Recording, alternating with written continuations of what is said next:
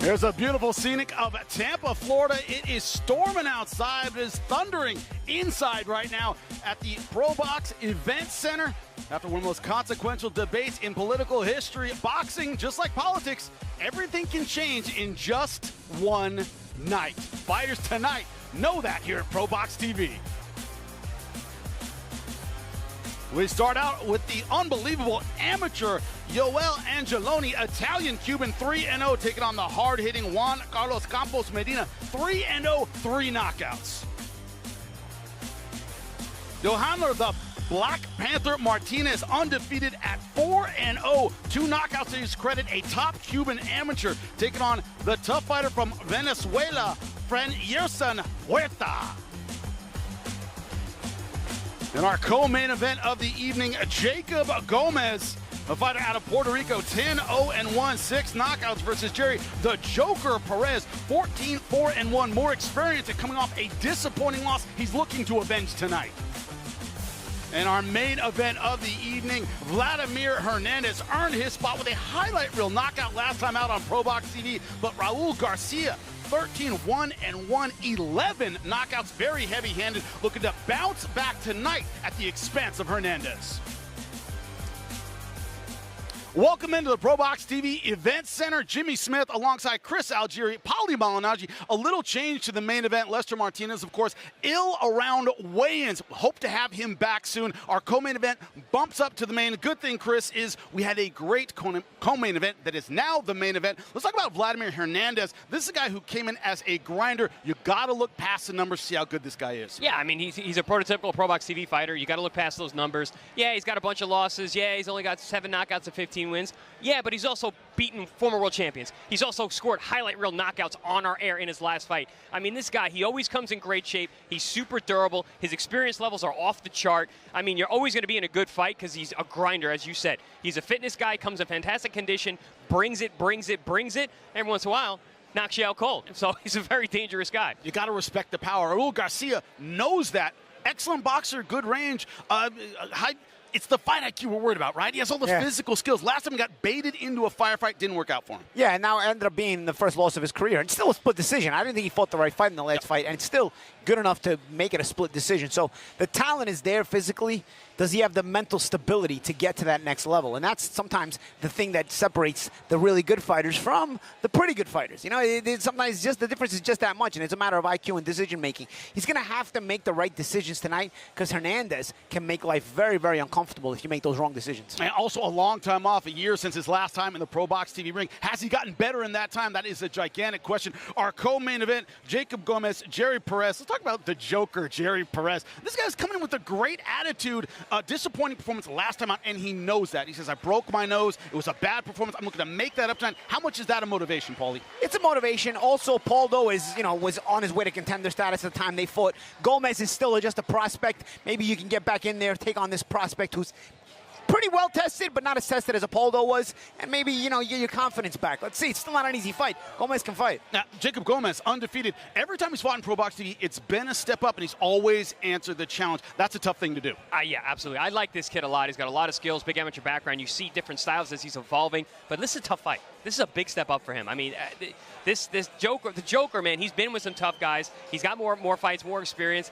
No easy task, but guess what? That's ProBox TV. It doesn't matter who you are. Even if you're one of our top prospects, you're going to be in tough each and every time. Joker is no joke. The Joker is no joke. The Joker is no joke. We will not be laughing at him in the ring. The theme tonight is how do you bounce back from a win? How do you bounce back from a loss? How do you keep the momentum of a win? That is the question. But we're glad you're here with us here at ProBox TV, and we are ready to get started in the ProBox TV ring. We start out with an outstanding amateur. His record, I'm not joking, 140-2 as an amateur. Joel Angelone, Cuban-Italian.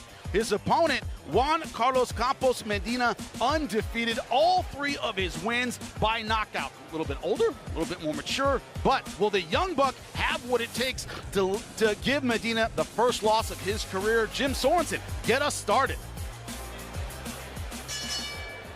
Good evening, ladies and gentlemen, damas y caballeros, bienvenidos and welcome to the ProBox Event Center in beautiful Tampa, Florida. Are you ready for your Wednesday night fights?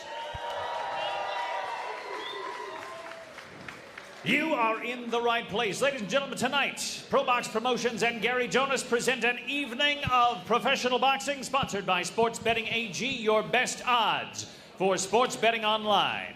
With 4 scheduled bouts, 30 rounds, you are in the right place for 2.5 hours of all-action 50-50 matchups, good fighters in great fights. Tonight's fights are being broadcast live on ProBox TV, your boxing channel, on YouTube, ProBoxTV.com, or download the ProBox TV app. Tonight's bouts are presented under the auspices of the Florida Athletic Commission. Executive Director Tim Shipman is here with us ringside.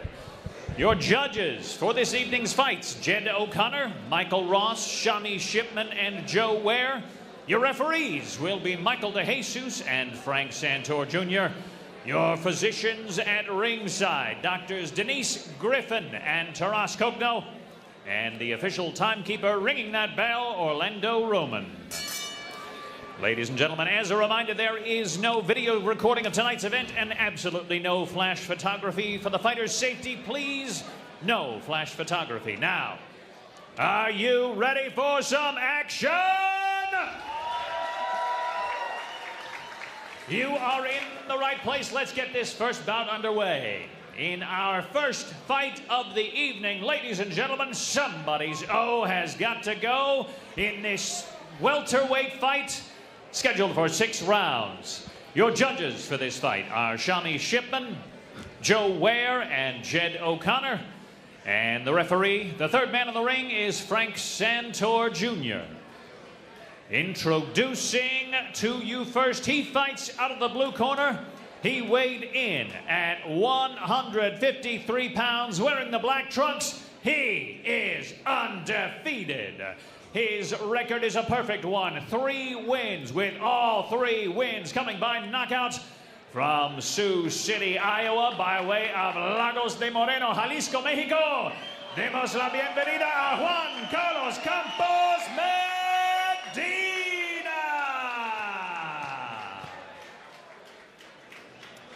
And his opponent fighting out of the red corner, wearing the camouflage trunks. He weighed in at 149.8 pounds. He is also undefeated. His record, 3 wins, with 2 of those wins coming by knockout. From Las Vegas, Nevada, by way of Rome, Italy, diamo un benvenuto a Joel, el acere italiano, Angelone. Here we go. Here we go. Let's go, guys. All right, guys, we're going over all the instructions in the dressing room. You know the rules. Your trunks are both about in the right place. Keep your gloves here or above. Just obey my commands at all times. Questions? Questions? Good luck, guys. First fight of the night. We are ready to get underway. Angelone, the Cuban Italian in the camo trunks.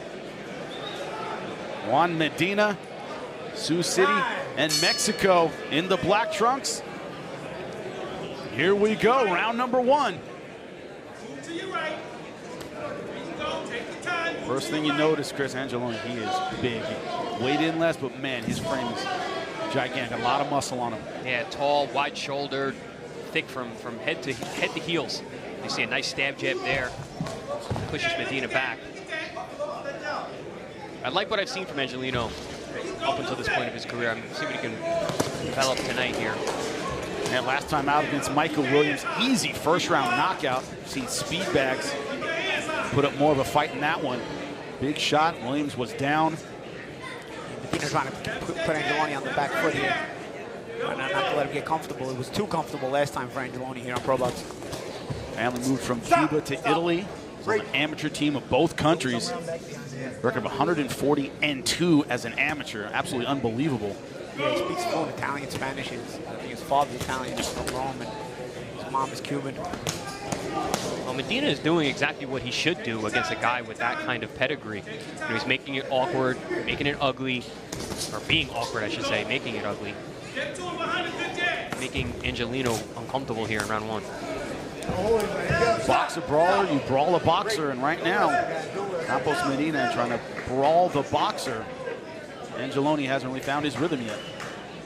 And Chris, you talk about it sometimes. Sometimes used to clean lines all the time. Used to really slick amateurs, and somebody comes in wild, just not used to it. Yeah, you read my mind, Jimmy. I was about to say, and that's something we speak about a lot with these guys who have this deep amateur backgrounds. The guys that they're fighting at the top level at the end of their careers are world class. And then you're stepping into the pros, and you're fighting guys like Medina, and you're fighting like journeymen that are on the way up, and they're awkward, and they're strong, and they're doing stuff like that and making you feel very uncomfortable. You're not used to this. Yeah, Medina's kind of going away and then throwing loopy shots, and Angelone's trying to figure out a way to get to him, and now it's southpaw versus southpaw here.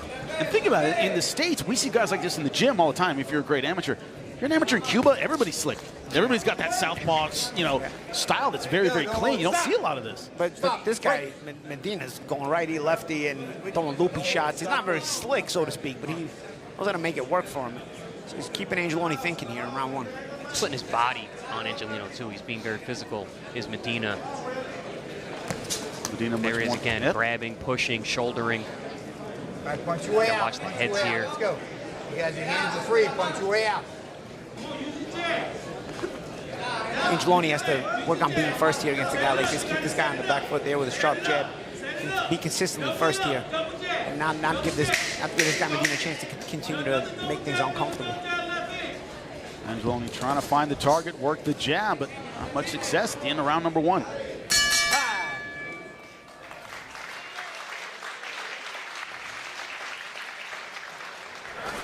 What's up? You probably lost that round because you're not being busy enough, okay? So let your hands go, okay? Take deep breath. Deep breath. Joel, no estés soltando las manos. No está difícil. Está muy lento. Nada más no te enfoques en... Looking good. Breathe, breathe, breathe, breathe. Catch your breath. Catch your breath. Okay. Make it awkward. Looking in the corner of Juan Carlos Campos Medina, 30 years old, undefeated, 3-0, all of those wins by knockout. You want a stool for the other rounds? What? No. No. Okay. World-class trainer Bomac in the corner of Angelone. I was saying, he's walked back to corner. I'm thinking, I'm like, he's going to get a tongue lashing after that first round. First thing Bomac says, you probably lost that round. Directly to the point. Yep. Remember, it's only a 6-round fight. Can't afford to give away very many rounds. That's the thing, you got to come in and be the boss. You know, I mean, I understand you want to be showy and all that other stuff, but not everybody is there just to make you look good. This guy, he's fighting his 3-0 with 3 knockouts. He's got a winning mentality, so you got to beat it out of him. Paul, as you like to say on our air, he doesn't know how to lose yet. Got to teach him, right? Yep. Yeah, and that winning mentality, he's rough, he's rugged. He doesn't like that rugged stuff, but again, these kind of guys, they're not as talented. They make it rough for you in different ways, and that's part of learning about how to be a pro. Also, champ, I was thinking maybe Angelone, because this is his first 6-rounder. I was thinking, start a little slow, I have time, but then you get a guy like this who gets a little comfortable. Yeah, and he gets positive and confident. Exactly, exactly. These guys grow as the rounds go on. You want to attack them early, like you said. And also, Chris, you and I were grapplers. That's fatiguing, right? Yeah, Someone's never grappled before. Like, you tie them up, get them tired, make them carry your weight. It's a different kind of strength and a different kind of endurance. Yeah, exactly your point. If you're not used to it, man, that can really sap your juice. I always felt like in these kind of fights, you got to let your opponent know early that he doesn't belong in the ring with you. No matter what kind of mentality he's coming in with, show him early how sharp you are, how quick you are, how you can get off first and be more creative than him. If you let him get started, man, you risk running into a tough situation. And right now, Medina's showing a pretty sharp jab with the right hand. Now, is it, Paulie, to you, Angelone hasn't really been able to use the jab as a great weapon in his first fight. Hasn't really been able to get that going this time around. Is that part of it? Yeah, he hasn't been able to really figure out the distance.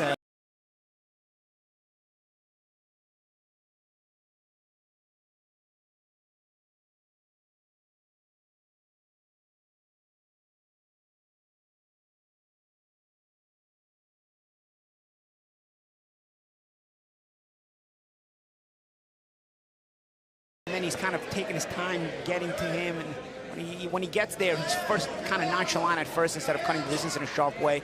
He's got to be sharp all 3 minutes of every round. I'm seeing Medina grow. Like he's growing in confidence as this fight goes on. You know, we're talking about this guy. He's undefeated. Like it's not like some journeyman coming in. You know, he's tough. He's rugged. He's used to knocking people out. He's undefeated himself, and you're seeing him now. He's controlling the center of the ring at this point. They're making things very uncomfortable, and he's throwing shots confidently, awkward, wide shots, but confidently throwing. They are throwing Angelone off, and Angelone's fighting his kind of fight. Yeah. And you can see Medina's physically stronger. Yes. Well, Angelone, you see, getting a little bit emotional. He's a little upset at these clinches, getting a little frustrated. Yeah, you're seeing the facial expressions. See that little hop step Angelone does? You don't need that right there. You know, you got to kind of slide in. That little hop step, you lose a split second there when you got a guy kind of moving around. Slide in there. Especially an unorthodox guy who's coming in at weird angles and weird times, the way that Medina is. Good body work. That's a great way to stem the flow of a guy like this. Dig him down low, make him uncomfortable, make him gassed. Ooh, nice hard jab. Both guys there.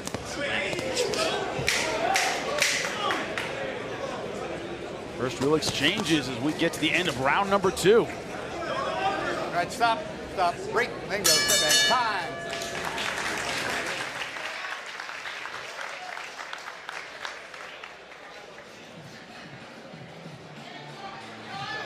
Good.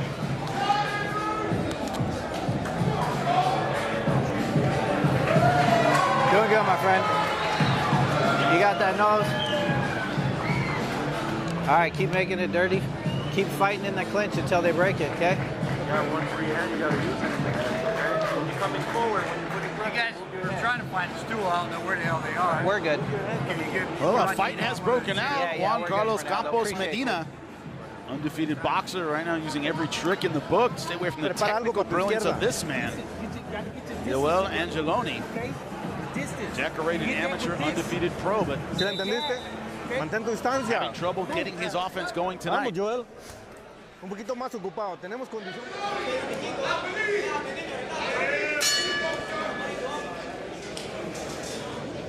Sort of round number 3. Gentlemen, you talked about the confidence of Campos Medina slowly growing over the last couple rounds, with willing to trade at the end of round number 2. Yeah, see Angelone there. He's got a slick stance on him. He's got to use some feints in there. He's got this slick stance here. Use some feints, give different looks. I almost got this feeling like Angelone just took Medina for granted, like it was just going to be another opponent. And then when you have that, and you got a guy who's giving you much more resistance, it's hard to refocus your mind. You'd rather give a guy more credit and then it turns out to be easier than think a guy's going to be an easy fight and then it turns out to be more difficult. It's much easier to concentrate to keep your focus when the fight is easier than you expected, as opposed to when it's more difficult than you expected. I think of that saying, it's better to have it and not need it than need it and not have it. Exactly. But an overtrain and overwork. Oh, good body shot there from Angelone, but again, the follow-up, he's getting out, and it's Medina who's trying to follow up. You know what's killing me, though, from Medina? No jab. Yeah, no nothing. jab tonight. He's just allowing Medina to use that awkwardness, to step in, to do stuff like this. And no jab, and no feints on Medina's way in so that you can at least pause Medina's entrance with some hesitation. And I mean, from what I'm seeing, Medina just looks like a strong guy. He's very physical. He probably has heavy hands. He showed up to fight. He's here to win. No, he's not here to fight. He's here to win. He showed up to fight and win, and Angelone almost took it for granted. It's almost like he's mentally not ready for this kind of fight. This is the young fighters out there, you guys who are watching, you guys who want to fight on ProBox TV. There's no easy fight. Clipping right hand. I heard him there, guys. Yeah, they got his attention. Tempo shot. Best punch of the fight so far. See if Angelone can put it together here, though. Medina trying to fight back. Can't look for one shot here. Good hook there. You got to put the punches together here when you got your man hurt. Oh, he's loading up on that right hand, man. Beautiful left hooks on landing. Real hard, real heavy. But again, smothering himself, looking for the big shot. He should have kept, in my opinion, backing Medina up. Now Medina's going to have a chance to recover. Medina's going to get back on that jab. That hard, stiff jab was giving Angelone some difficulty. Nice change up there. Straight left. Medina now moving back. A little momentum changing here in this round, guys. Yeah, I was getting worried. Angelone was going back to the well too often with the right hook. He had success and then went to it 2, 3, 4 more times. But then he just found a really nice overhand left. You got to control these. There's that jab. Angelone now finding some success. The gentleman said he's not working the jab as well, but he's found a home for his power punches. I still feel like he's looking for a big shot too much, though. He's got to work in between in these lulls here, because it gives Medina a chance to regroup if you don't work in the lulls, especially with just simple things like the jab and the feints. They're not there. Especially when you have a hand speed advantage the way that Angelone has. I think Medina's going to chalk up this round to Angelone and try to regroup. Ooh.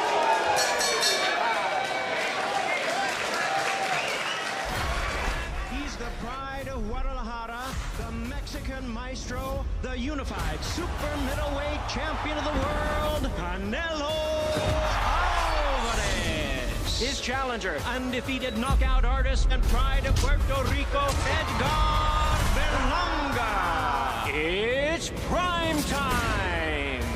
Canelo versus Berlanga, plus Lara versus Garcia. Saturday live on PBC pay-per-view on Prime Video. Don't miss it, Canelo versus Berlanga. We covered the press conference today here on ProBox TV. We've interviewed both fighters. Check it out, ProBox TV. Download the app now. Finally, some action when it comes to Angelone in round number 3, finding his mark, gentlemen. Yeah, Angelone, a few moments before that, landed a really nice right hook to the head. I believe that, yeah, that's the shot there, high in the head. That got the attention of Medina. Very much needed round for Angelone there to assert his dominance. Start round number 4. Sometimes a frustrated corner for Angelone. Didn't really get going until that 3rd round. But as you said, Paul, he might be over-hunting for the big shot. Yeah, and that's the thing, though, that if you over-hunt, you end up waiting, looking for that perfect shot, and you give a guy like Medina a chance to use that awkwardness to his advantage. Angelone doing a better job of getting off first here. And Medina's got to try to take that away from him. A good little counter there from Angelone, because that was an effective jab that Medina had been using early on. You want to make him pay for it when he uses it the way Angelone did. Nice right hand on the way out. That's a good body shot, right hand combination from Medina there. Caught Angelone on the way out. Oh, good body shot again from Medina. Once again, making it ugly. Listen, Medina can fight, man. He's finding these spots. His punch selection is good. He's awkward as hell, but yeah, he's effective. He's been trying to take the center ring here, force the younger Angelone. Less physically developed Angelone is clearly the physical advantages on the inside have shown to be strength advantage for Medina. What stance is Medina tonight? He's lefty, he's righty, he's stepping through. whatever works, huh? Well, yeah, Paper says southpaw. I don't believe it. I heard the great Gil Clancy once say about me and the amateurs when I was still learning. He goes, northpaw, southpaw, whatever works, as long as it works. Very true. Full-time southpaw. Once again, out of the Cuban system. Been in camp with Terrence Crawford. Angelone having trouble fighting off the ring here, doing a lot of following of Medina. Medina does move in between his salvos. He'll circle, he'll move around, and then he'll fire from that movement. Yeah, but you know what it is? There's less shots coming back from Medina in between that movement. Yeah. And it's giving Angelone a chance to start taking control. And maybe some of those body shots Angelone's used may have slowed down Medina a little bit. Also, Medina's first 6-round fight, so yeah, maybe trying to save some, maybe going a little further than he's gone before in previous fights. Yeah, otherwise he's got 3 knockouts, right? So he's got knockout wins in all his fights, right? In every single one. So these guys never gone the distance. Angelone, though, I'd like to see Angelone put together some combinations, though. He's looking for big shots. I'd like to see a bit more creativity out of him. I mean, he may get away with it tonight as the momentum is starting to move in his direction here, if he can keep going, but I'd like to see it go back to the gym and maybe, understand that the use of combinations in between all this, Yeah, just not looking for the big shots all the time. Take something off once in a while. Let the jab go, use some blinding punches. And you can see he has that ability. It's almost like we've seen it. We've seen it in past events. We've had him on our air, and we didn't have him on there for long because he got a first round knockout. But you could see the hand speed, the power, the physicality. But he's being tested tonight. These are the kind of fights you need, though. As long as you come out with a win, these are the kind of fights you need. Yeah, and if you can win not showing your best stuff, it says a lot. Because Medina's not an easy fight. No, never. The toolkit so far fairly basic for both men. Angelone relying on his power punches, as you said. Not a lot of jabs, not a lot of feints either. Not a lot getting Medina off balance. Medina came in with guts and heart. Came in to win. Let's listen into the corner. Con las manos, dan un poco más de combinaciones, pero trae las manos para atrás. Es todo lo que está tratando de agarrarte con la derecha. Es todo lo que tiene. Cuando se para derecho, dame recta esta o un uppercut. Cuando se te cambia derecho. We're in for round number 5. Medina not sitting down in between rounds. So we've noticed he's a strong guy, very aggressive, likes to get inside. These are good rounds. Keep it up. Let's go for it. Question is, does he have the gas for his first 6-rounder? We're underway. Round number 5, scheduled for 6.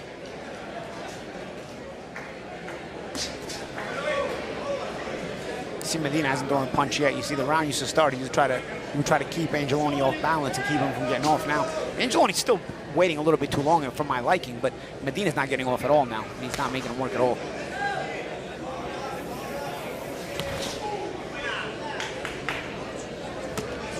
There's a feint from Angelone. We finally got one. And they're talking. Nice straight left hand down to the body there from Angelone. But even this position, this posture, Angelone controlling the center of the ring. He's getting on his toes more.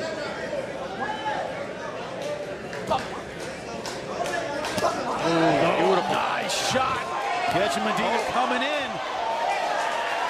Medina went and shot in between there too. He came to fight. Took a shot, looked to give one back. He said, okay, you know. Let's step out. There's a lot of talking between these two now.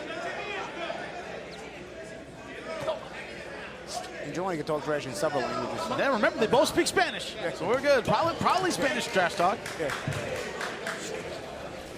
Well, half Cuban, half Italian. Watch your head. Watch your head. Angelone living in Vegas probably has some English as well. You know? Gotta learn a little.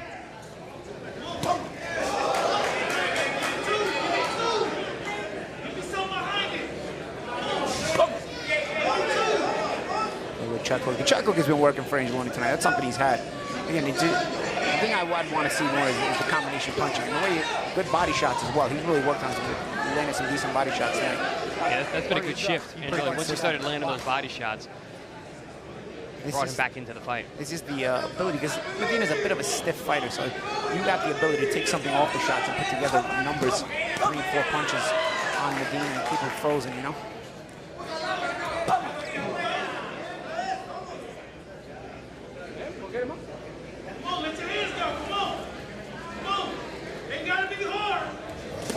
Oh, nice uppercut again. Sneak shot there. It's been those shovel punches that Medina has run into multiple times. Has been the difference so far in this fight. Good uppercut there on the inside. Yeah, good uppercut hook combination there. Pick the head up, try and take it off. Ooh, digging hard to the body. Talking as they're going at it. And we got to fight. Seems like Angelone may have caught the timing of Medina coming in and starting to time that uppercut shovel punch. I mean, Angelone looks more alert to me now as he's talking trash. I mean, the talking trash maybe wakes him up, you know. More comfortable too, just from his body language and everything. The Cuban Italian so far looking sharp. Makes him more mean. Flashing the hand speed too.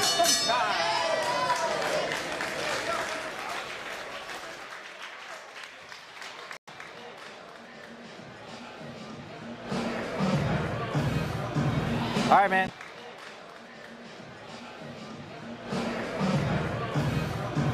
All right, man. You gotta work, bro.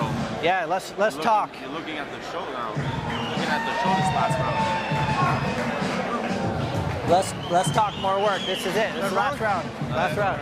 This is round 6, baby. Let's go for it, man. That's why we came here. Drop your head into it, like you've been having success with. Don't try to outbox him. Get in there and fight him. Let me turn this into a fight. Coaches have said, don't try to outbox him. Go hard in this 6th and final round. Sound advice, because Angelone's starting to open up in round 5. Yeah, we said that right from the beginning from Medina. You don't want to box with a guy who has 100+ amateur wins. But we have had a fight. You know, he has forced Angelone to fight his fight to a degree, but Angelone in the last couple rounds has really come on the base of those body shots early on, some good hooks upstairs. But you're starting to see the body language has changed. Angelone look a lot more comfortable here in round 5 and starting here in round 6. Medina trying to make a statement here in this last round, trying to make sure he wins it. You can see his body language very, very different from the beginning of the last 2 rounds. Big shots here from Medina. He caught Angelone on the rope. Big overhand left.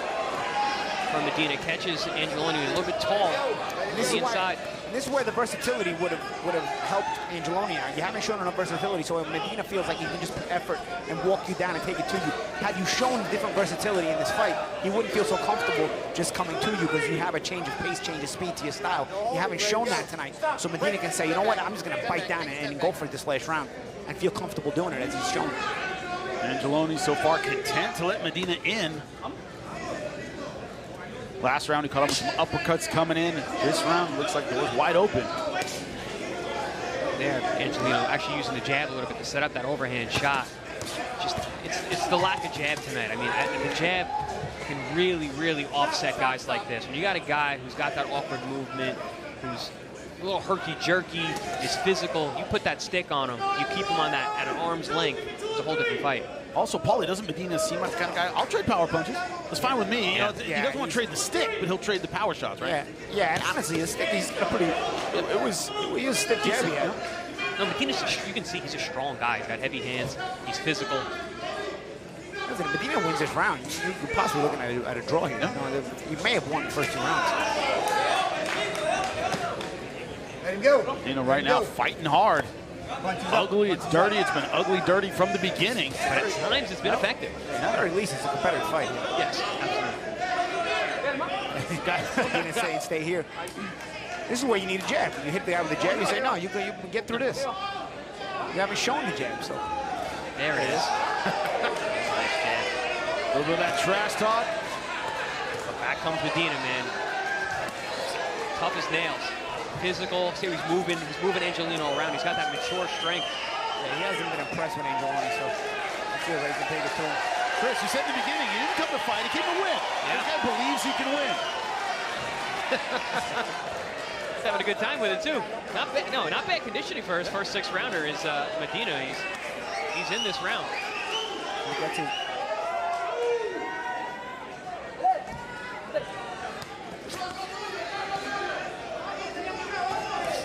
Stop. It's one of those, Chris, you go back to the gym and go, look, we're going to fight guys like this. Yeah. Be ready for guys like this. Yep. Yeah. I remember sparring with young guys coming up and making it awkward, and grabbing them and being physical. Like, you're going to see guys like this. You got to get used to it here.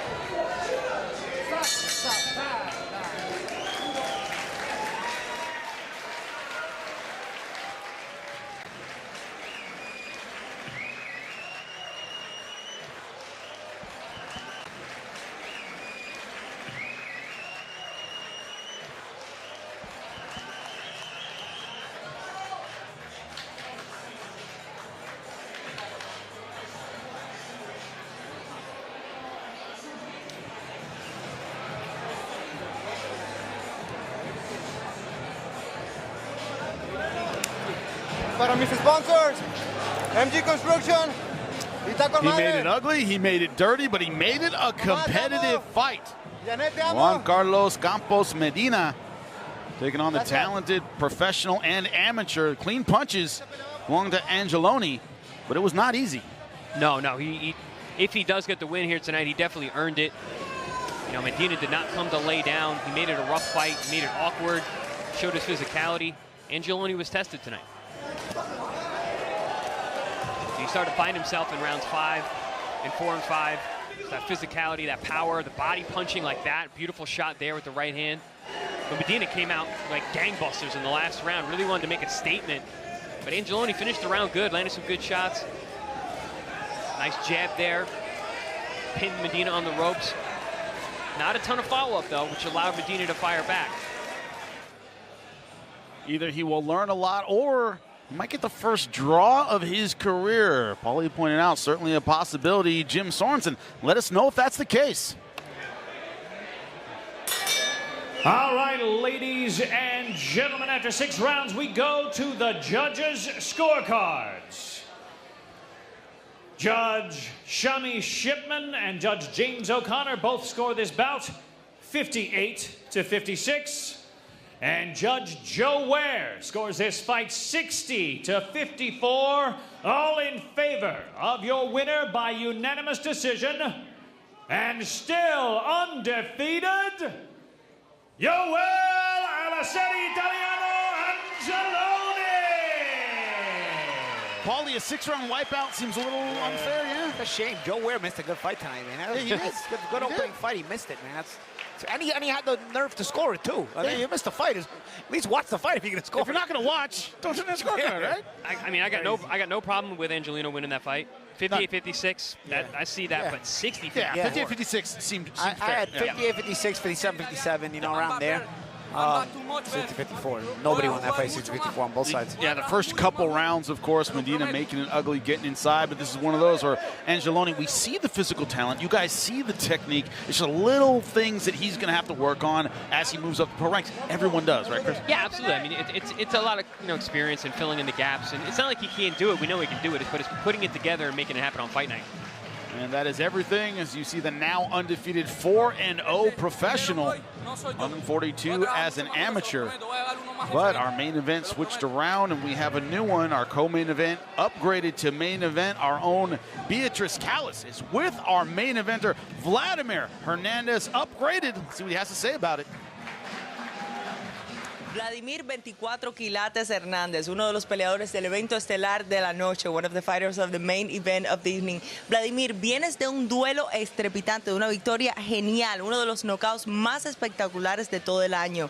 You're coming off a great fight, a great victory, one of the best knockouts of the year. How do you prepare for this fight and how does it feel to be back for the main event of the evening in ProBox TV? ¿Qué se siente estar de vuelta para el evento estelar de la noche y cómo te preparaste para este duelo? No, estoy muy contento porque pues el chiste es estar activos para llegar a lo grande y pues gracias a ProBox TV por seguirnos contratando y me preparé bien, me preparé 6 semanas para este combate, ahora no me agarraron de una semana y venimos bien preparados y bien acondicionados de todo. We got a great training. We're very happy. And thank you to ProBox TV for giving me the chance to fight again this year. And I'm going to give my best today. And I'm ready to win this fight tonight. Vladimir, ya tienes 35 años y una victoria esta noche pudiera potencialmente catapultarte a un duelo de título mundial. You're 35 years old already. And a victory tonight could potentially give you a world title fight. What are your plans, your strategies for your boxing career? ¿Cuáles son tus estrategias y tus planes para tu carrera boxística? Pues primero que nada hay que salir bien de este compromiso, ganarlo y pues siempre hemos esperado una oportunidad de título mundial, creo que nos la hemos ganado con los peleadores que hemos peleado y les hemos ganado y esperemos después que ganemos esta nos den una oportunidad de titular. We've been waiting for this opportunity for the long time. We're definitely ready, and we've been waiting for a world title fight for the longest time. And I'm sure that when I get the chance, I will win, and I'm ready for it. Vladimir, muchísimas gracias. Gracias. Suerte para tu pelea. Back to you. Thank you. Welcome back ringside here at the ProBox TV Event Center. That's right, Tampa, Florida. We're just getting started, ready to go. Next one up in the middleweight division. Joeshon Martinez, one of the best of the Cuban system. Is he that great as a pro? We'll find out coming up next.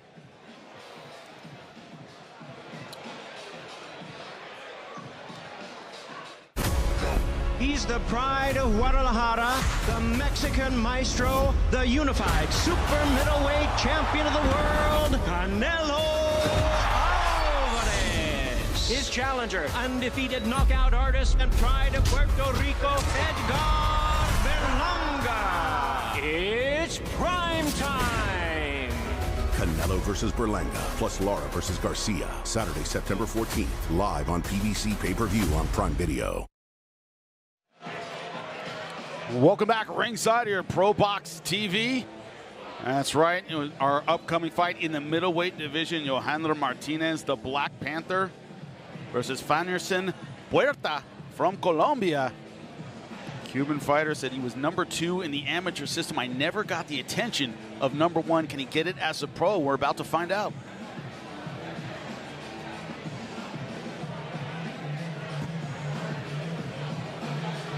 Welcome back ringside here at ProBox TV. Coming up, a showdown in the middleweight division. 6 rounds scheduled. Joeshon Martinez, Las Vegas, by way of Cuba, 4-0, 2 knockouts. Very interesting story. He said, I was the #2 guy in Cuba. Well, guess what? That doesn't get the attention of #1. I mean, never was so good to be the #2 guy in Cuba. He said, never got the attention, never got the recognition. I'm hoping to get that as a professional. Fanderson Puerta from Colombia See him right here walking around the ring. 5-4, all of his wins by knockout. It's an important thing to keep in mind. We just saw in our first fight of the night, you might have all the skills, you might have an amateur background. Someone comes into brawl, it's a different kind of fight.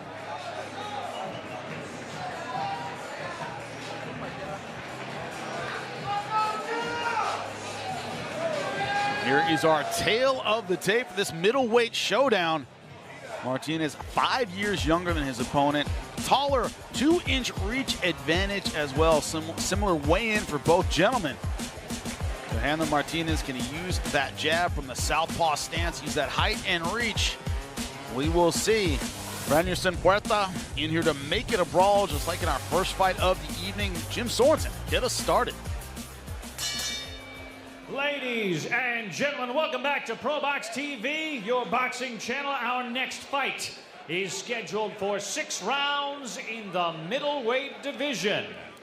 Your judges for this fight are Michael Ross, Shami Shipman, and Joe Ware. And the referee, the third man in the ring, is Michael DeJesus.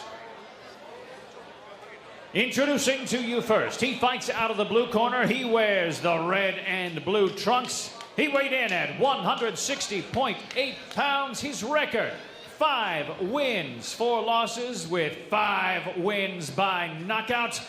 From Portuguesa, Venezuela, please give it up for Puerta.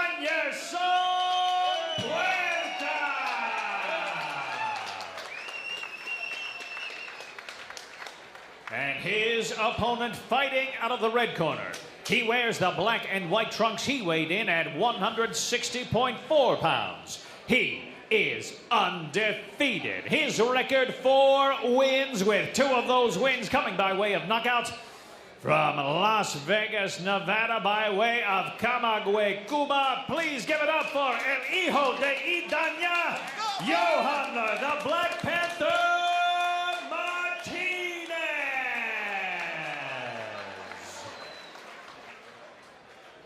Vemos en medio. Ya le di todo en el vacuum y en el rincón.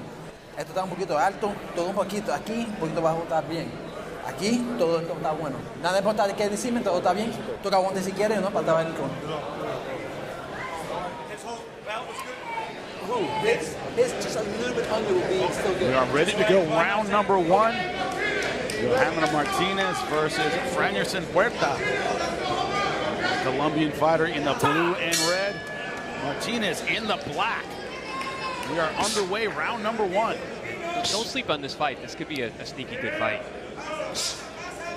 Puerta's got big power, which it seems like all Venezuelans do. Venezuelans, Colombians generally come here. That part of the world. They all punch like murderous punchers. But in the 4 losses that Puerta has, you know, she's actually in a 4-fight losing slide at the moment. But he fought a lot of good guys and was in every one of those fights, was winning rounds. It wasn't like he was getting dominated and blown out. Used to slick boxers in the southpaw stance out of Cuba. Martinez coming out banging from that orthodox stance. Good jab. And these new age Cubans, they sit on their punches a little bit. It's not like that old school touch and go style. Nice body shot there from Puerta. And it's funny, the Cuban system is so incredible that they were very successful with the old touch and go style, and they're very successful with this more sit on your punches style. Yep. You give them a style to learn, and they learn it.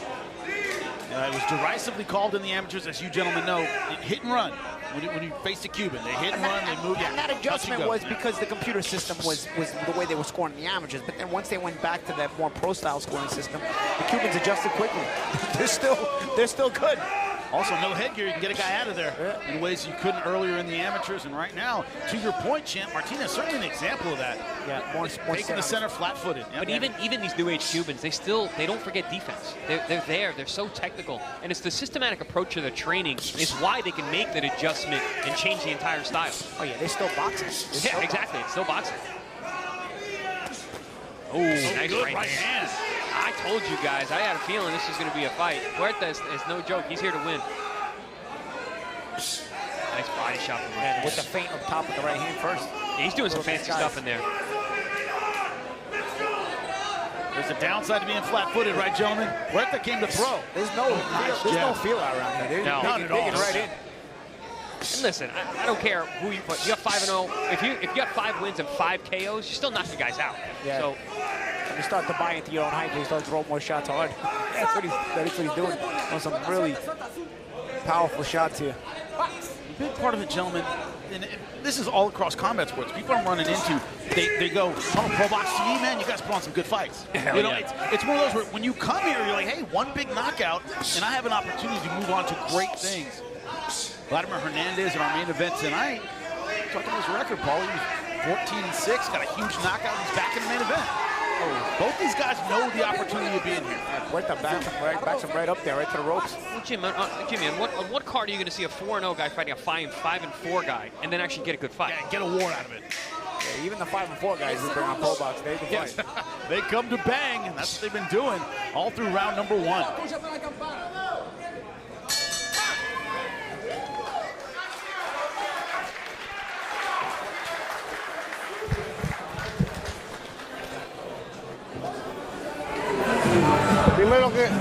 Primero que no sabes, ¿cómo lo sentiste?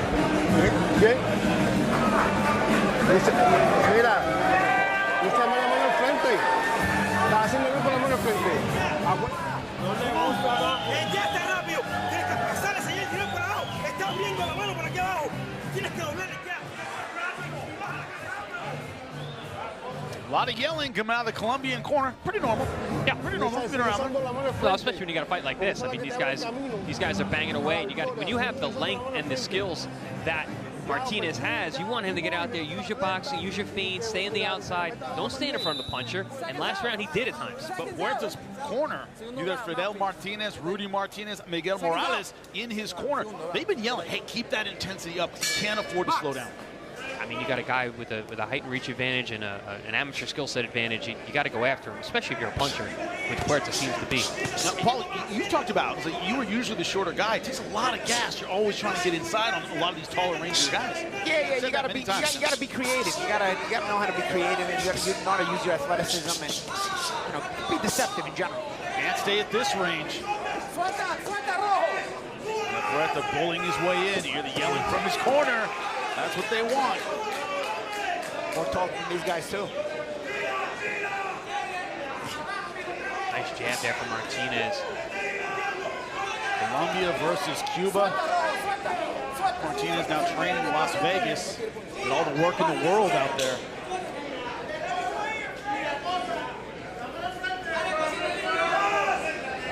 You know, gentlemen, gyms in Vegas, New York, California. You walk out of there, you walk out of a gym in East LA, you know the work is going to be tough. Get all the sparring out there. You see a lot of these Cuban nationals when they turn pro, headed to Vegas. I trained out there, Champ. I'm sure you trained out there at times. I mean, it's such a hub of boxing talent. Getting sparring in Vegas is not hard.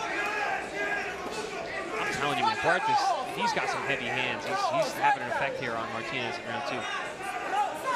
Similar to our last fight, if you saw it, Angelone versus Medina. Medina making a brawl out of it. Another Cuban, well, Angelone, technically brilliant. Oh, big shot there from Martinez. Backing up. I like the punch variety and where Martinez throws his shots from at times. Yeah, he's very creative. He's got the more IQ here. Yes, you can see that. Puerta bringing, the effort is trying to grind him down a little bit. Martinez in the corner. Watch that trading. I told you. It's Venezuela. I told you. The fighter from Colombia lands the big right hand. Martinez trading, hand positioning. A lot of time. Trading with his back on the ropes. And hand positioning all over the place, squared up. And hand all over the place, squared up and up high. I say it all the time, long arms can be a detriment on the inside. You got to stay low when you're up on the ropes like that. Oh, man, heavy shots from the Venezuelan here. 30 seconds left in the round. Martinez trying to hang on. He's taking the center, gentlemen. He's not good running. Body shot from Puerta. Oof. Hold a little bit, but he's not running. No, Martinez is fighting for his life here. Ooh. Still willing to engage. These guys are just loading up with big shots. Martinez. Oh! Puerta Puerta was up high now. Oh, good body shot again for Puerta. What a exchange, what a round.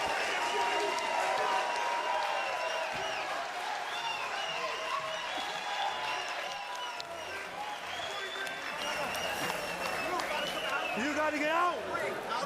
Breathe. Hey. Quédate en el medio. No te quedes parado, por favor. Usa la mano enfrente, muévete el lado y lado. Muévete el lado y lado, usa las piernas.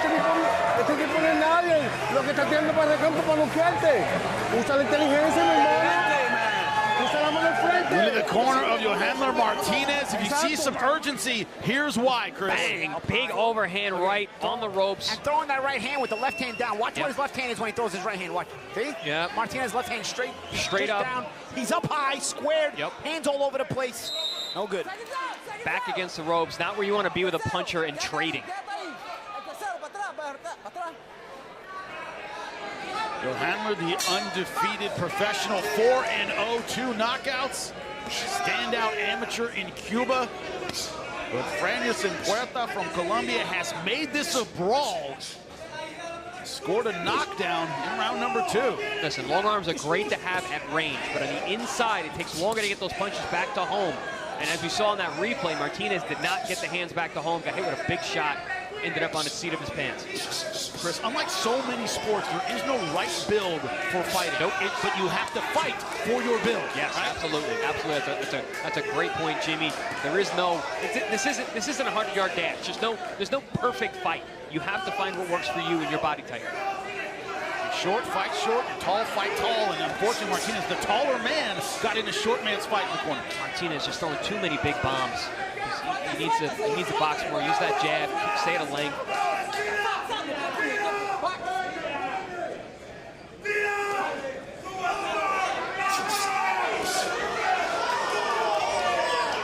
Now, what's your advice here, Paulie? Is it go back to the jab and kind of reset, or do you fight fire with fire?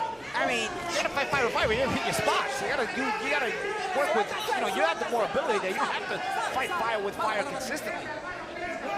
Terrence Crawford ringside, to see him there in the black and white. Yeah, he was in the corner for Angelone. He had Bomac and his team behind Angelone. This is where Martinez got in trouble. There he is now using that pump and that jab, double, triple. That's the way he should be fighting. He should also be changing levels and changing looks because Puerta wasn't even backing up an inch there.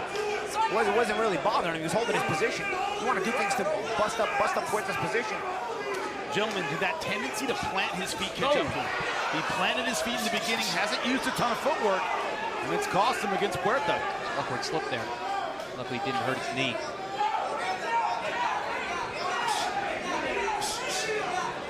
There's that jab again from Martinez. We're seeing that more and more. Oh, the body shots. The right hook to the body around the elbow for Puerta has been a good weapon.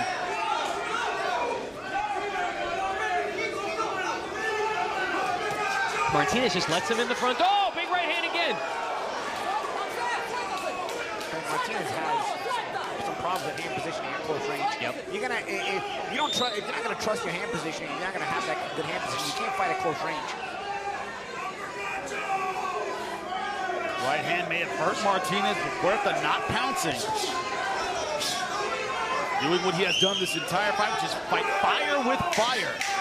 You know, Puerta, he started his career 5-0, 5 KOs. He's on a 4-fight slide, but he was fighting good fighters and winning rounds. This guy knows how to fight. I was about to say, which guy's 5-4? Yeah, exactly. Yeah, hard to tell right now.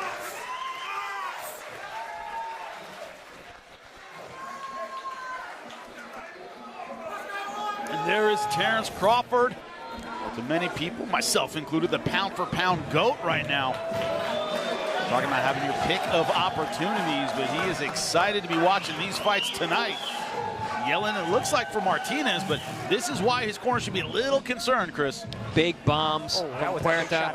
That was nice. Same shot. Yeah, same shot. Same position, too, for Martinez. Back against the ropes. Too tall. Hand position loose. Bang. Right hand over the top to the temple. Martinez took that one better, obviously, because he went down the last time he got hit with that. But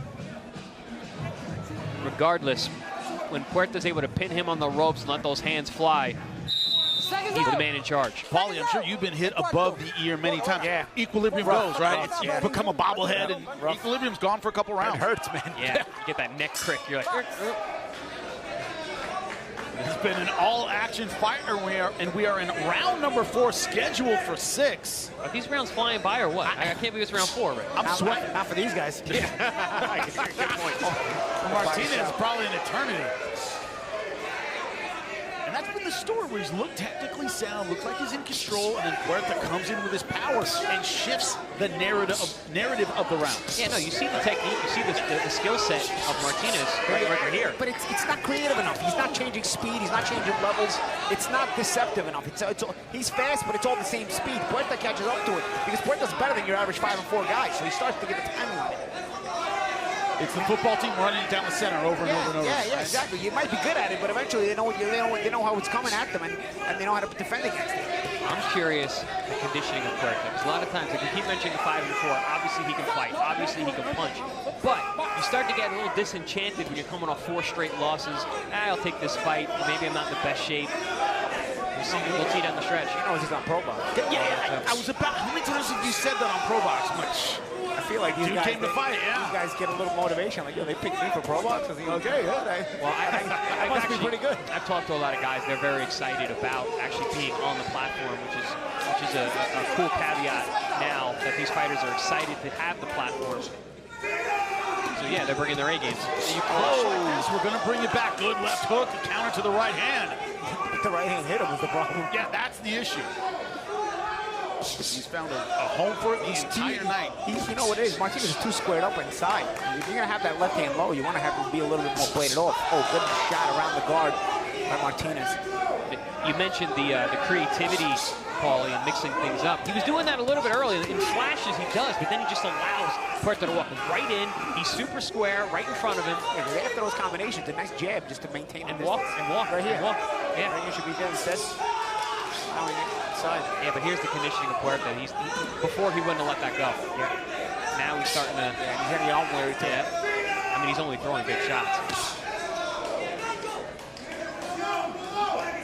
Most efficient style from either fighter.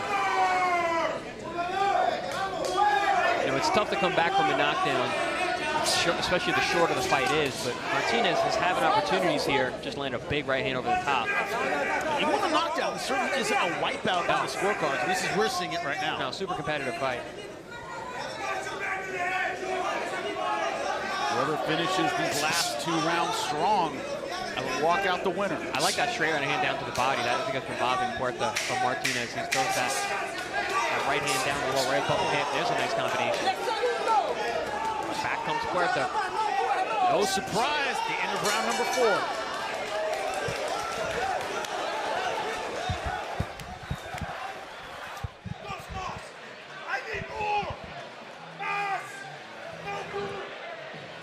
Vamos peleando. Necesitamos más. ¿Está lastimado? No. Vamos. You're losing the fight. You got to knock him out. Con la pinche jab te está ganando. Inteligente. Controla la distancia. Sí, No tiene que seguir controlando la distancia con el jab. No le das que se te pegue, no te quedes aquí, mira. Que por eso es porque te dio aquí. Corner telling Martinez, keep the distance with your jab. You'll handle the Black Panther Martinez out of Cuba. You're looking at Franderson Puerta from Colombia. Let's go. A knockdown in round number 2, but a very competitive fight. If you're just joining us, our main event, Lester Martinez, an illness around weigh-in. Our co-main event moved into the main event spot. It's going to be Vladimir Hernandez versus Raul Garcia. It's going to be a banger, but they've been bangers the whole time tonight. And that's the beautiful thing about these cards. They're good top to bottom. Yeah, our main event fell out. Yeah, our main event was good, but guess what? So the rest of the fights on this card. No problem moving up. We back ourselves up. We got substance. Yep. Deep cards. Tipping our hats to the ProBox TV matchmakers who do their due diligence to find fighters that are going to match up in a way for entertainment. And we got boss Gary Jones is actually hands-on. He's in there. He okays these things. Yep. He has to okay. The matchups have to be okayed by Gary. It's not like, you know, the matchmakers will put together the show. The matchmakers know there's a standard to uphold. So they got to do the work, but nothing gets through without Gary Jones okaying it or not okaying it. Opening fight, Yoel Angelone, the undefeated, now 4-0, 140-2 amateur, had a tough fight against Juan Carlos Campos Medina. Similar thing in this fight. Martinez out of Cuba in the black and white decorated amateur. But Franderson Puerta throw that 5-4 record right out the window. Out the window. Look past the numbers. You got to do it. He lost 4 in a row? 4 in a row. It's like he's still 5-0 in his mind. Wait, yeah, right? He didn't get the memo. I'll tell you what, man, if he loses this fight, somebody's going to show up against a 5-5 fighter and get thumped and get a wake-up call. The baddest 5-5 fighter in the world. One thing, Chris, you're our resident fitness nutrition expert. As you know, this is where it gets difficult. Rounds 5 and 6, we see who's got the goods and really trained for a 6-round fight. Yeah, and that was what I was questioning earlier about a guy, you know, in Puerta who is 5-4, coming off 4 straight losses. You know, did you take this fight to win? It looks like he did, but did you put the time in the gym? We're going to find out in rounds 5 and 6 here. Also, all of his wins by knockout, not used to going long, used to hitting hard. Good point, good point. He's been hitting hard all night long as well. Aye.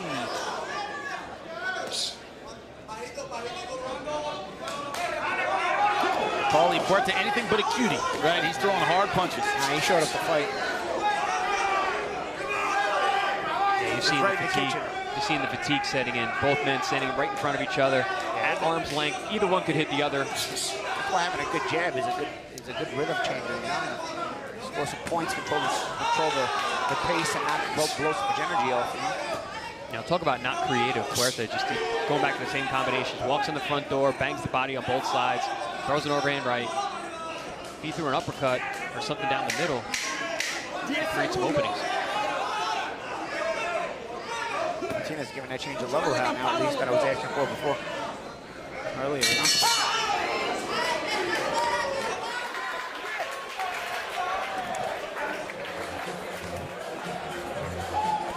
Más, ok, ya. Nariz, baba. Oh, blow. Más.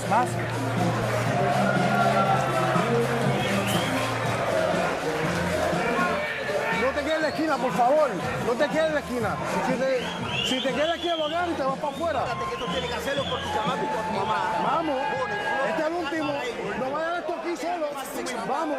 We're ready for our 6th and final round in what has been an incredibly exciting fight. Pick your highlight, gentlemen. Yeah, this is Puerta coming on. Whenever Martinez's back is against the ropes, Puerta comes in ripping big shots. It was almost like he's hitting a heavy bang. He's just banging both ends, bang, bang, upstairs, downstairs, and Martinez just lets him do it. Lets him walk in and takes those shots. Paulie, has it been that combination, that imperfect storm of not a lot of footwork and bad head placement? You've been commenting on both of those things. Range, you know, especially at close range. If you get at close range, it's very much more important to have your positioning of your hands in good position. On the outside, you can get away with athleticism, reactions and stuff like that. You're a person with not great hand positioning. Close range is not for you.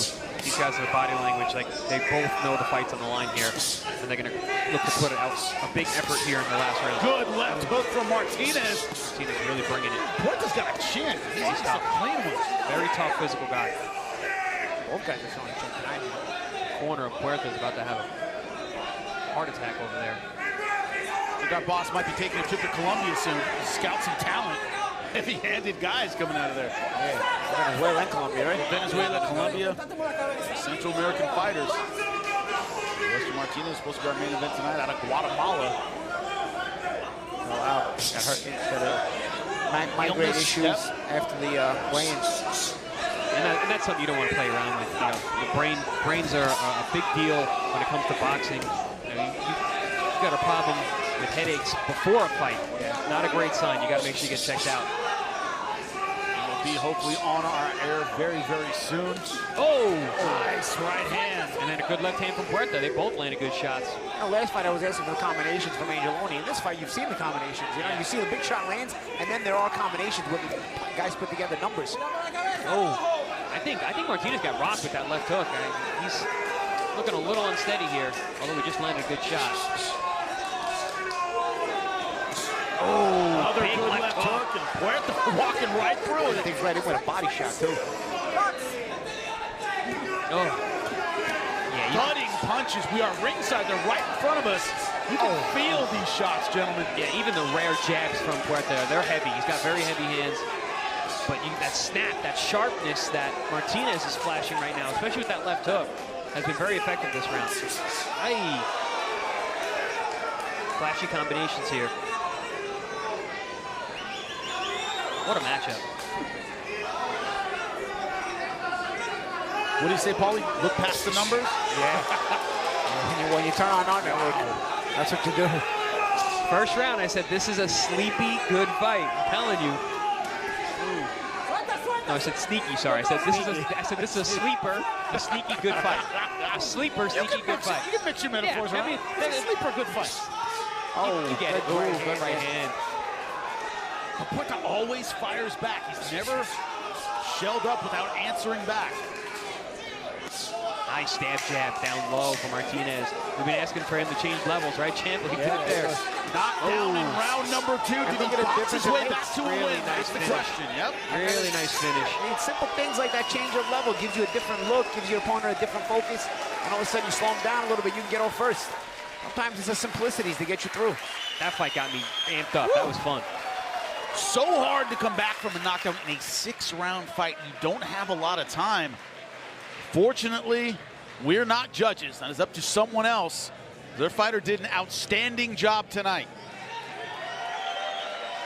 How often do we see it, Chris? I want to see that guy again. I want to see that guy. Whoever loses, I want to see both these guys again, but definitely entertaining fight. I mean, Martinez went down hard in that round. That overhand right, he was in a world of trouble. Overhand right, you saw him slump right to the canvas. Got hit with a couple shots on the way down. Puerta just showing heavy hands, big shots, very similar situation again with that kind of combination. Body shot, head shot, caught Martinez along the ropes, bad hand position. More of those big shots. Like I said, he's hitting a heavy bag. And Martinez was staying there, taking those shots. You got a heavy-handed guy. You don't want to sit there and get banged on your elbows and your shoulders that way. But, man, that last round for Martinez, he flashed some really, really pretty stuff. Good snappy punches in the last round. Good boxing at range. Excellent fight start to finish. A lot of respect between the fighters and the corners. They know how tough that fight was. Andy Cruz. Yep. Look at that. Super, super talented Cuban fighter. Coming off a huge win. He's another one of those new age Cubans. Yeah. It's on his punches. Yeah, he can fight, man. He can fight. Speaking of, Erislandy Lara fighting this weekend. He stopped one of our alum, Antonio Moran. Yeah. In his last fight. Well, they have the scorecards. Thankfully, I don't know what they are. Jim Sorensen, let me know, man. Ladies and gentlemen, tell these fighters what you thought of this match.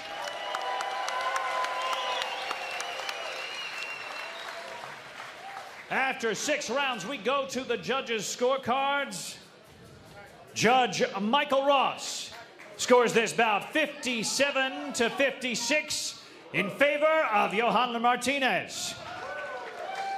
Judge Joe Ware scores this bout 57-56 in favor of Franjas Puerta. And Judge Shami Shipman scores this bout 57-56 in favor of your winner. And still undefeated, Joeshon the Black Panther Martinez. Close, tough fight. That is a split decision. You know, the corner absolutely furious. Close fight, I do see it. One round or another, the other way. If gone the other way, I go, okay, I understand. Yeah, this fight. corner is hopping mad. Yeah, I mean, that's 5 losses in a row. You don't know if some of the other ones have also been controversial. This may be a built up from, you know, a few fights. Who knows? This guy can fight. I was looking at the scorecards of those other fights, and I could definitely see some dubious decisions being possible. Well, either way, we would love to see Puerta back on our air. As you say, hey, 5-5 guy that can bang. You walk in there and go, oh, I got 5-5. This guy's nobody. And mind you, I don't think that was a dubious decision. I thought this was a very good fight. Very, very close fight. I'm not mad about the scorecards at all here.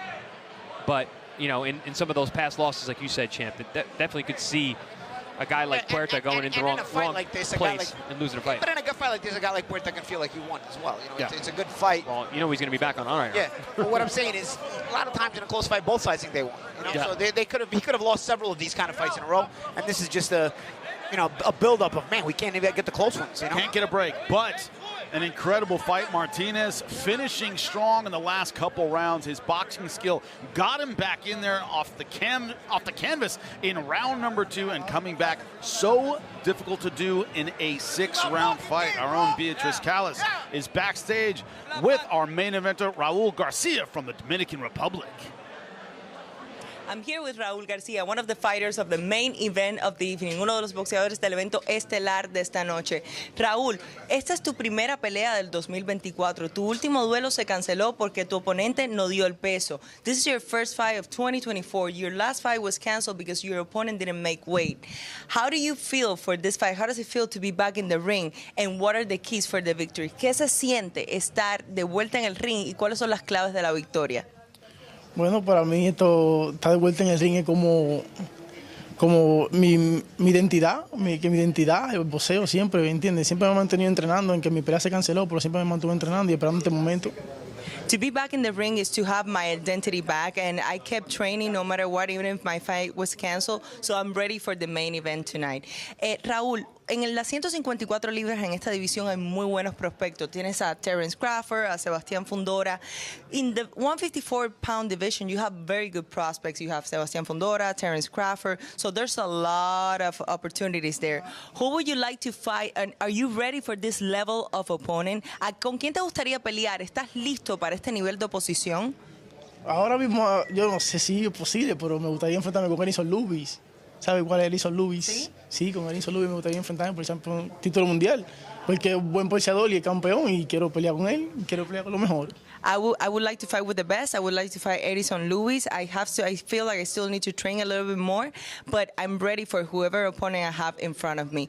¿A qué se debe tu nickname, El Domador? ¿Por qué te dicen El Domador? What's your nickname about? El Domador viene siendo el domador de leones, como el que viene domando los leones, los guapos, los fuertes, ¿sabes? My nickname is because I like to dominate people. I like to dominate like a lion. So, muchísimas gracias por estar aquí con nosotros en ProBox TV. Muchísima suerte en tu pelea. Gracias. Back to you. Raul Garcia talking about his identity being wrapped up in getting back into the ring and getting another win after a disappointing loss here on ProBox TV, and that is a theme. It is about redemption. It is about coming back. It is about momentum when no one expected you to win. Well, talk about identity.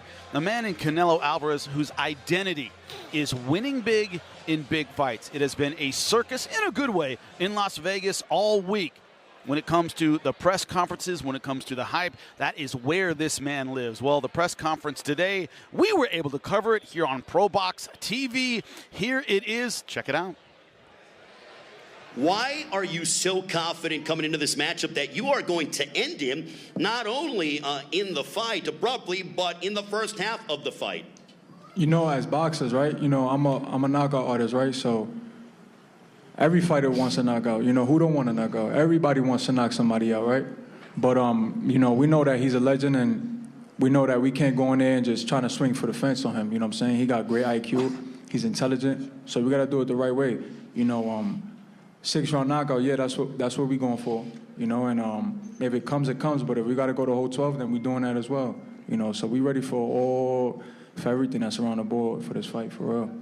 What is your response when he says he's going to knock you out in 6 rounds? Like I always say, it's easy to say, but to do it is very difficult. And Saturday night is going to be very difficult for him, that's for sure. You have said that you're going to knock him out in the 8th round. Why so?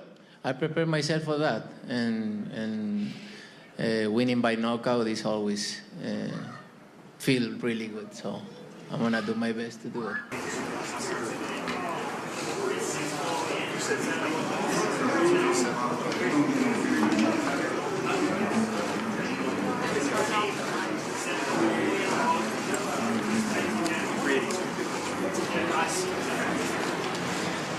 A muted press conference, but that stare down shows that Berlanga, a gigantic 168-pounder.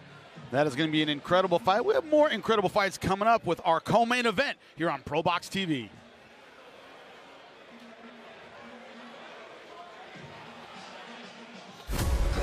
He's the pride of Guadalajara, the Mexican maestro, the unified super middleweight champion of the world, Canelo Alvarez. His challenger, undefeated knockout artist and pride of Puerto Rico, Edgar Berlanga. It's prime time. Canelo versus Berlanga, plus Lara versus Garcia. Saturday live on PBC pay-per-view on Prime Video. Going to be an incredible fight this Saturday, September 14th, Mexican Independence Day, ladies and gentlemen. Canelo calm at the press conference, but talked about the words of Berlanga and his team. Say, hey, I'm not a trash talker, but I answer back when someone disrespects me. Puerto Rico versus Mexico is always something special. When we come back, our co-main event. Don't go anywhere.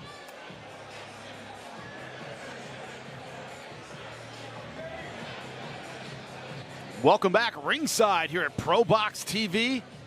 Our co-main event of the evening. Remember our main event, Lester Martinez, having an illness after weigh-ins.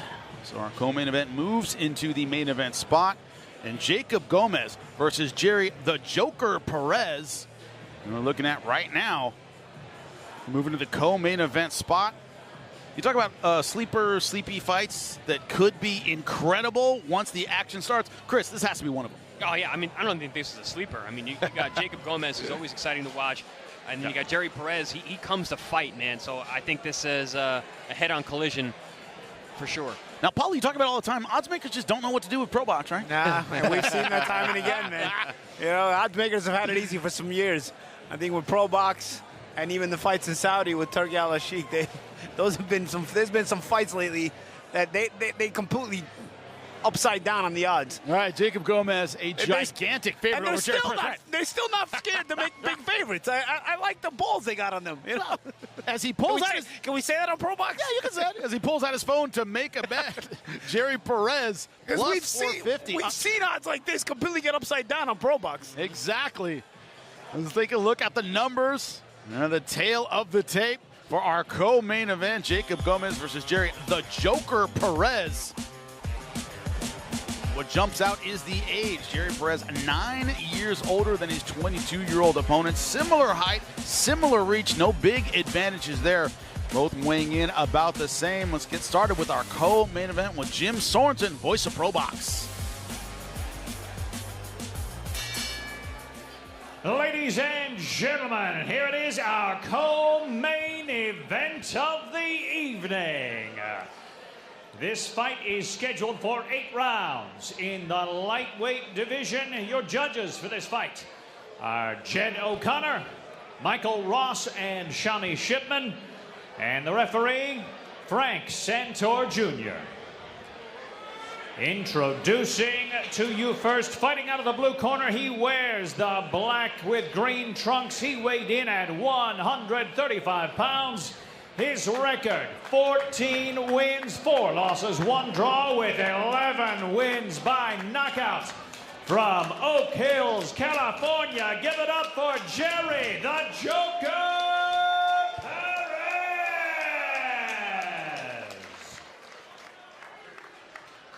And his opponent fighting out of the red corner, wearing the white, black, and yellow trunks. He weighed in at 134 pounds. He is undefeated. His record, 10 wins, 1 draw with 6 of those wins coming by knockout. De Caguas, Puerto Rico, demos la bienvenida a Jaycob Gomez.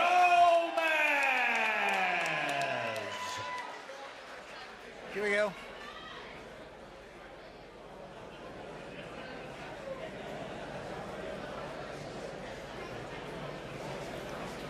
All right, guys, whatever instruction in the dressing room, both your trunks are a little low, so let's keep your blows at the top of these trunks or above, all right? All right, if I say stop, stop. I say break, break, take a step back. Questions? Good luck, guys. Jerry the Joker Perez has said it's about bouncing back. They call me the Joker because I'm always smiling even when things don't go my way. Now is his chance to prove it. A disappointing outings last time out against Justin Paldo.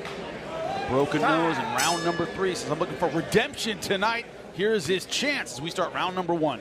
Yeah, that was unfortunate, that last fight, because that was coming out to be a good fight, and that nose is a big problem, right? Lefty-righty footing tangle up there. You see Perez in the black and green, Gomez in the white, black, and yellow. The third fight of the night where we're going to see a stark difference in terms of high-level skill, amateur background, and a guy who's tough, and he's a grinder. He's going to come forward. We saw how good those first 2 fights were. These mix and matching of approaches tends to blend in for good fights. A lot of times 2 guys who are super technical and end up in a staring contest. 2 guys who brawl, they run into one another all the time. This mix has produced fireworks tonight. Both guys aiming for the body early on. And then you got to look at Perez, man. He's got 11 KOs in his 14 wins, so he's got some power in those gloves too. Nice combination there from Gomez. I like the balance. Was able to follow Perez and still land those 2 shots to the body. Yeah, they got to use that body shot to close the gap too. That's the best punch from a southpaw. That shuttle punch off the rear hand. That's such a great shot. Goes up the middle, either gets the solar plexus or the liver. There you go. There you go. Good power already from Gomez. Stop. This is his problem last time out a bit. Jerry Perez, last time we saw him against Justin Paldo, a bit of a slow start. Paldo was able to use his speed, and by the time Perez started, warming up, he had that nose broken. Good awareness here from Gomez. Even though he's in the back in the corner, he's still going underneath shots, picking his punches well. Yeah, very good, impressive. Gomez is typically an in-and-out fighter, so it's good to see that he keeps that awareness at close range when he's trapped. You can't go in and out once you're trapped on the ropes. I like that little push-pull he's using with the jab. Has a little feeler jab, but he's always ready to take that half step out. As you said, Champ, Gomez, the more decorated amateur. And you guys are always pointing out, that's where you learn the fundamentals. It's hard to learn the fundamentals in the gym as a pro. You have to come in with them. You see the footwork and the hand placement. Champ, in your open, you spoke about the evolution of Jaycob's style. I think we're seeing that here, and I like the mixing of it. He's looking very, very sharp, very slick, picking his punches really well. Beautiful shot. Oh, what shot. Yikes. And just as you were saying that, he's going up and down, changing levels, changing height. Not just with the punches, his own level and height. Yes. Changing his own target. Offensively and defensively. Started with the left hook, drilled him with the right hand. Perez went down hard. Let's see if he's all right. He doesn't have a lot of time to make it to the end of the round. They may benefit him. And Gomez here is not jumping the gun. There's the clapper. 10 seconds left in round number 1. A round that has been so far dominated by Jaycob Gomez. Impressive.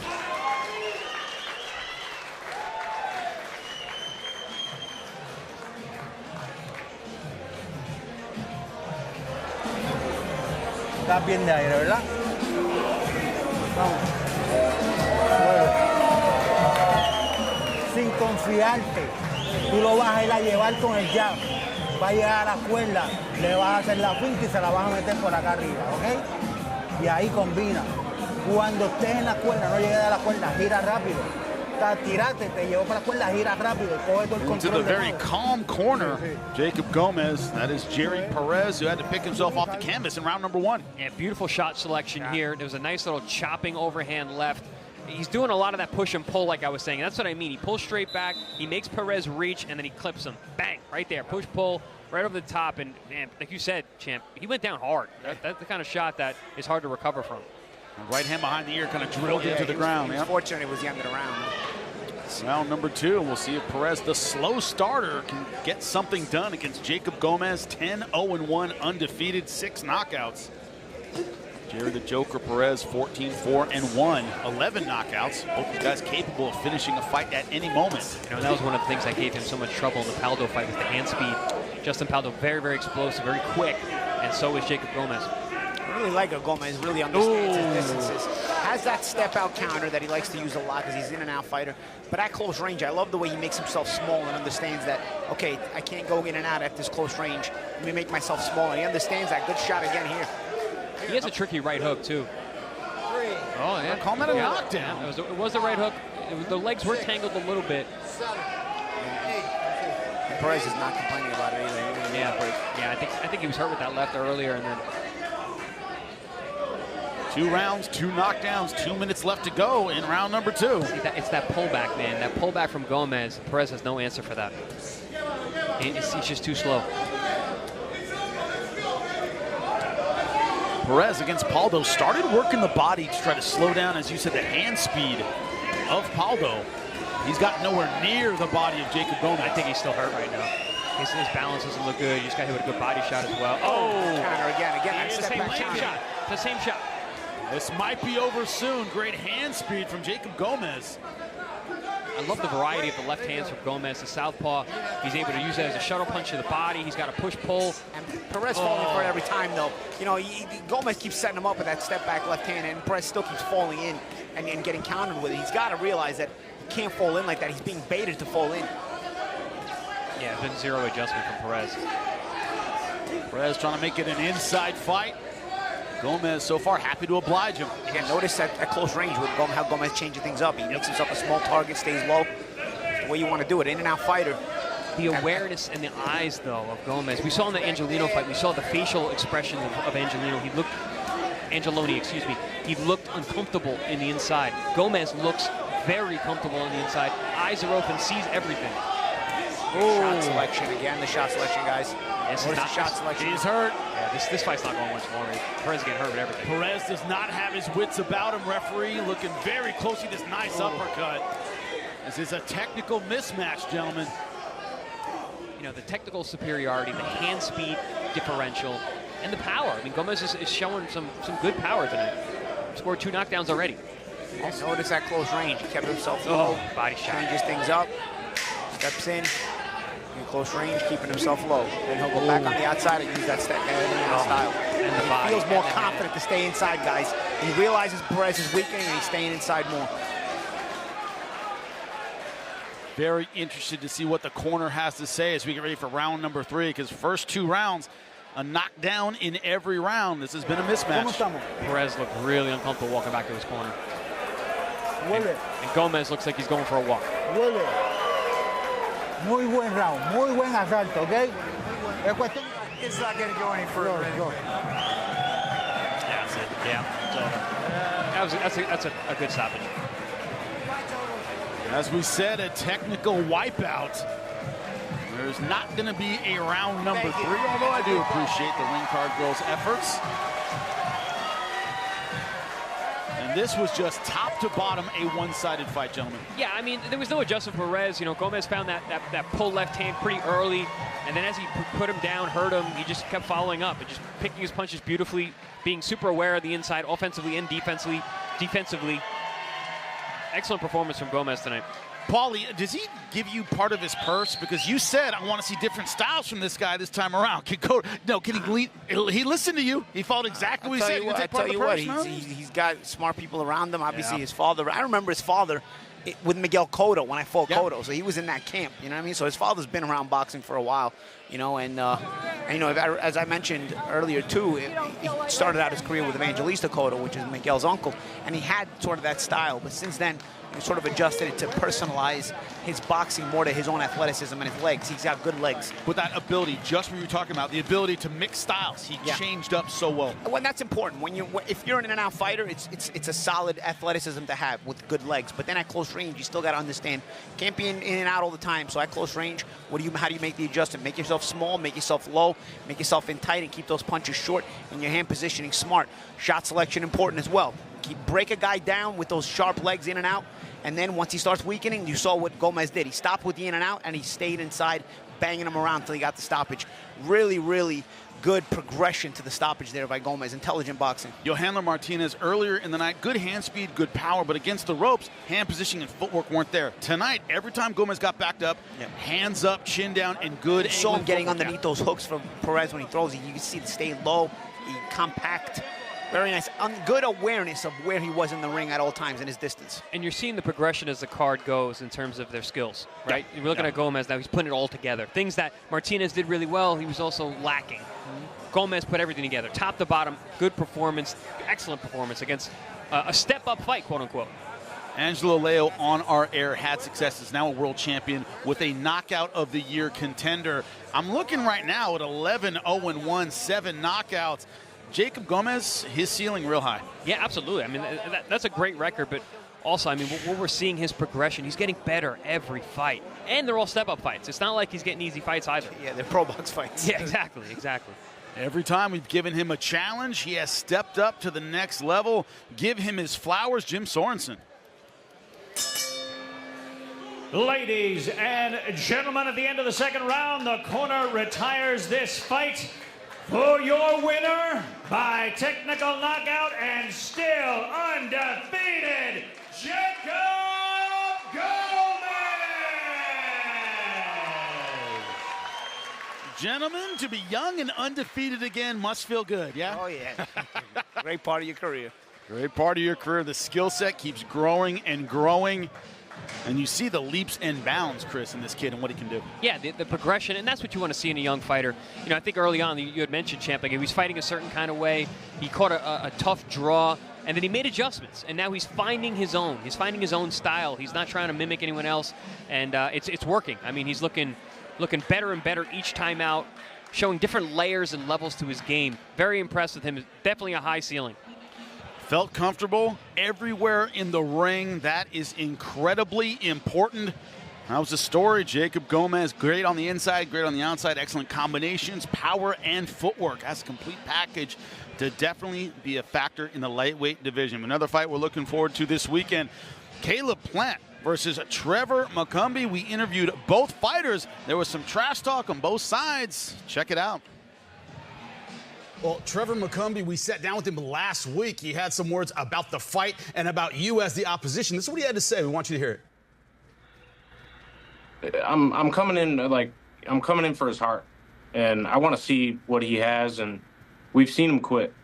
He quits. So, I mean, you haven't seen that with me.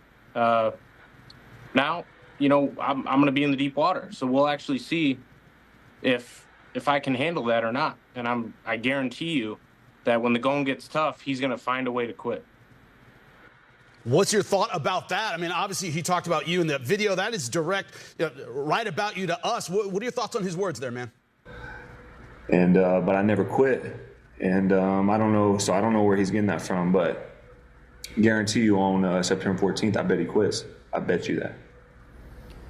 It's one of those fights here ringside at ProBox TV. What I love about that, gentleman, is that slow burn, right? A little bit, oh, yeah, he said that? Okay. It's like he thought about it more and got more upset. It's almost how you know it's real, right? Oh, you know, I don't think anything we see with Caleb Plant is made up. It's real.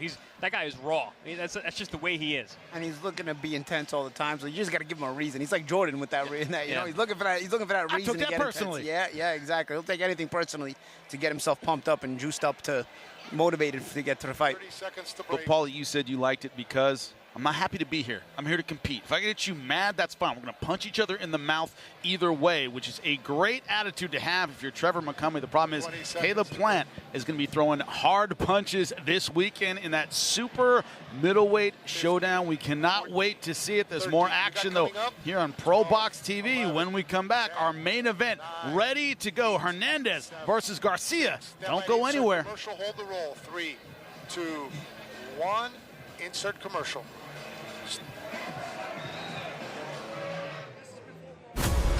He's the pride of Guadalajara, the Mexican maestro, the unified super middleweight champion of the world, Canelo Alvarez. His challenger, undefeated knockout artist and pride of Puerto Rico, Edgar Berlanga. It's prime time. Canelo versus Berlanga, plus Lara versus Garcia, Saturday, September 14th, live on PBC pay-per-view on Prime Video. We're back, guys. It's all about the current state of the super middleweight division. 168 pounds, Canelo Alvarez, of course, taking on Edgar Berlanga. Lester Martinez supposed to be in our main event tonight. Had some issues after the weigh-in. Was not able to compete in our main event tonight, but main event we have in his place. It's going to be excellent. 1. Lay out, Ricky. And Okay, bring him on camera. Everybody's on camera. And we are now ringside here at ProBox TV. Joeshon James now joining us, supposed to be in our main event. We were all looking forward to watching you fight tonight. If there is good news that you get to join us, you got the best seat in the house, man. Yeah, for real. Thank you guys for having me, for real, man. Sucks, but, you know, we want our opponent's health to be first, and, you know, that's first and foremost, health and healthiness. So, speedy recovery to Lester Martinez, and let's schedule the rematch. Let's make it happen. Let's get the fans. Yeah, let's get it in the first time around. Yeah. But everybody anticipated that. Yeah. You know, he's gonna get his ass kicked, but we're gonna do it again and kick his ass at a later date. I like that combination of respect for his health, and you can kick his ass later. Makes sense for everybody. But now our co-main event slides into the main event spot. And Chris, you've been talking about it. Hernandez versus Garcia, a main event worthy fight. It's going to be all action. Oh, absolutely. I mean, we've already had a great night of fights already. We've had 3 awesome fights so far. This main event's not going to disappoint. I'm looking forward to this fight. I was looking forward to this fight even though it was on the undercard. Joeshon, I was very much looking forward to your fight as well. You know, we spoke about this week. Real quick though, how many people you got here? I'm seeing a lot of Shontime hats and shirts around. It's like 15. All right. That's much, but you know, it all means a lot, man. All my supporters mean a lot to me. So. And social media, I see a lot of action. A lot of people. Yeah. Shontime. I see it all over the place. That's a good sign. He was a sleeper tonight. Yeah. Yes, he was. Well, what Chris wants too is he wants to hook up for those hats and shirts. I'm just throwing out there right now. If you have any extra, look at that. I see one right there. I see a nice camouflage Shontime. That's a good hat. Now, Paulie, what doesn't change in our new main event is the old main event about fight IQ and who makes the right adjustments. We had that in our main event when it was supposed to be James versus Martinez. Same thing now with Garcia versus Hernandez. Yeah. Yeah. It's going to have to be one of those fights. Once you get to a certain level, as I always say, the physical ability is probably in both fighters. So the differences become decision-making, IQ, ability to make the right choices under duress and stressful moments. You know, those end up becoming the slight differences because once you reach a certain level, the differences between you and your opponent start to diminish. And the IQ becomes the main factor to get you to the next level or to get stuck there. Joeshon, when you look at tonight, we've had incredibly close fights. We had a fight, guys, 5-4. Okay, usually that's a BS. He's going to get squashed. That is not at all what happened with Francis and Puerta. Put up a hell of a fight against Martinez in a very close fight. When you fight at ProBox, hey, you have an opportunity in ProBox. Does everybody know that going in? No, you know, and I think a lot of times people underestimate these guys with losing records, man. They really have a lot of biting down still. So that was a great fight, and it was a close fight. I think it was the right decision, but like I said, you can't underestimate anybody, man, in there, no matter what the record is. So great fights tonight. When you look at the range difference here in our main event, Vladimir Hernandez, Raul Garcia, it's going to be one of those where the person who controls range wins it. Is that how you see it, Chris? Whoever gets the other guy to fight their fight wins tonight. Because they're both really good at what they do, and they're better than the other man in terms of that kind of style. So whoever can make the other guy fight his fight for a long enough time wins the fight. I think if Hernandez gets him into a war, Garcia's going to lose. If Garcia can use his boxing skills to fight from the outside, Hernandez is going to lose. And Garcia has proven in the one loss that he got, very competitive loss nonetheless, that he can be drawn outside of his boxing and into a physical fight. So, you know, let's see if he made that adjustment from a year ago when he took that first loss by split decision. When you look at it and the talent that is on display here at ProBox TV, like I said, unfortunately, we lost a main event. We will see you again very, very soon as he joins us ringside. But the talent that is on display at 168 pounds, unbelievable. Oh, yeah, got one of those this weekend. Edgar Berlanga, the Puerto Rican fighter, trying to represent Puerto Rico, taking on the Mexican legend in Saul Canelo Alvarez. Of course, he sat down with us at ProBox TV, and this is what the confident young man had to say. 4, 3, 2, roll it, track take. I got to be great for 36 minutes. That's all that matters. For 36 minutes, I got to go in there and I got to be great. And I look at it like September 14th, I'm Edgar Berlanga, but who I want to be September 15th is all on me. You get what I'm saying? Like, it's either September 15th, I'm going to wake up and I'm going to be a legend, that I just beat a legend, or a fighter that you know, that wasn't supposed to get this opportunity, he beat somebody, or I wake up September 15th and it's like, damn, you know, like, I could have did this, I could have did that. Nah, man, like that night, everything that I know I am, that I got, I'm talented, bro. Like, I've been boxing for 20 years, you know, and a guy like him is going to take the best out, is going to bring the best out of me that night. You know what I'm saying? And one thing about me is I know for a fact when it's time to show up, I show up. You know what I'm saying? So, you know, for 12, like I said, for 12 rounds, 36 minutes, I got to be great. I got to stay locked in. I got to be focused. I got to weather that storm that he's going to bring and then bring my storm. You know what I'm saying? And go in there and just, you know, like I said, this fight is not physical with this fight. It's all mental. You know what I'm saying? It's all IQ, it's all mental. It's all, you know, learning how to break him down, you know, understanding, you know, he's got being 4 times, bro. You know what I'm saying? Like, people cracked his code already. You know what I'm saying? He breathes the same air I breathe. He bleeds the same way I bleed. He's a human. You know what I'm saying? He's not a robot. He's not coming from another space and doing anything different. It's all about the mentality, about the IQ, and about how I'm going in there fighting on September 14th. Edgar Berlanga, a huge underdog against Canelo Alvarez, but he is saying the right things. He is presenting the right attitude. The question is, will it translate in the ring? Another young man saying all the right things. Raul Garcia, coming off the first loss of his career, 13-1-1. Gentlemen, 11 knockouts in those 13 wins. And he talked about identity when he sat down with Beatrice Callis. He talked about, this is who I am. I need to get that back. Yeah, I mean, he was saying his name was El Domo. He likes to dominate, and he needs to dominate in this fight if he's going to be victorious, because if you give Vladimir Hernandez an inch, he's going to take a mile. We talk about Mexican pride. Paulie, that's a Mexican outfit from head to toe, my brother. You say you like the shorts. You judge the shorts. I like his outfits. I like the flash. And you know what? Coming off the knockout win that he got last fight, you know what? More power to him. You're feeling yourself. You know what? Other theme. I'm digging it. Yeah, the other theme tonight has been momentum, right? You want to bounce back from a loss, but you want to keep a win going. Vladimir Hernandez coming in off the Guido Schramm knockout face down, trying to keep that momentum going. But Raul Garcia from the Dominican Republic, a very, very talented boxer. Great outside game, great speed, great combinations. What do the odds makers think of this one? Vladimir Hernandez, tight, minus 200. Big favorite against Raul Garcia, plus 160. Odds makers seem to have more faith in Vladimir Hernandez and his momentum, his power. Raul Garcia isn't just coming off a loss, also a year away from the ring. Now, that can mean that he is a little bit rusty, or it can mean he's added new tools to his toolkit. We'll see which one is the case. Let's take a look at the numbers here at the tail of the tape. Raul Garcia, 9 years younger than his opponent. Vladimir Hernandez, Stockton, California. Shout out to the 209, of course. Raul Garcia has the height advantage, the reach advantage. We knew that, but Vladimir Hernandez so good at getting inside and making it a physical pressure fight. Jim Sorensen, get us started for our main event. Ladies and gentlemen, the moment you've been waiting for, our main event of the evening. This fight is scheduled for 10 rounds in the super welterweight division. Your judges for this fight are Joe Ware, Jed O'Connor, and Michael Ross, and your referee is Michael DeJesus.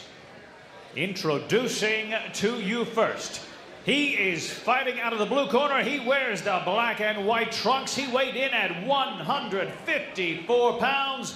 His record, 13 wins, 1 loss, 1 draw, with 11 wins by knockout. From Santo Domingo, Dominican Republic, demos la bienvenida a Raul El Domo Garcia.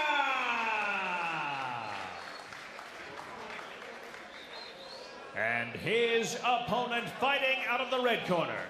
He wears the black, gold, and Mexican flag trunks. He weighed in at 153.4 pounds. His record, 15 wins, 6 losses, with 7 wins by knockout. From Stockton, California, by way of Colonia, Alvaro Obregón, Ciudad Lerdo, Durango, Mexico. Let's hear it for Vladimir, 24K Hernandez.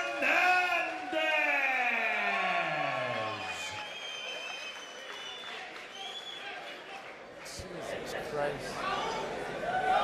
Come on, man. La cabeza bien quieta. Vamos, vamos. Ahí está. Ya le di de todo en el vacuum y en el rincón, ¿sabes? Todo. Mira, esto va a estar bueno hasta aquí. Es de él, va a estar bueno hasta aquí también, ¿ok? Ya hacen todo. Nada importa de qué decirme los dos, toca bote si quiere para estar en el fondo. Ready to go in our main event, Vladimir Hernandez. See the tricolores on the side of his shorts.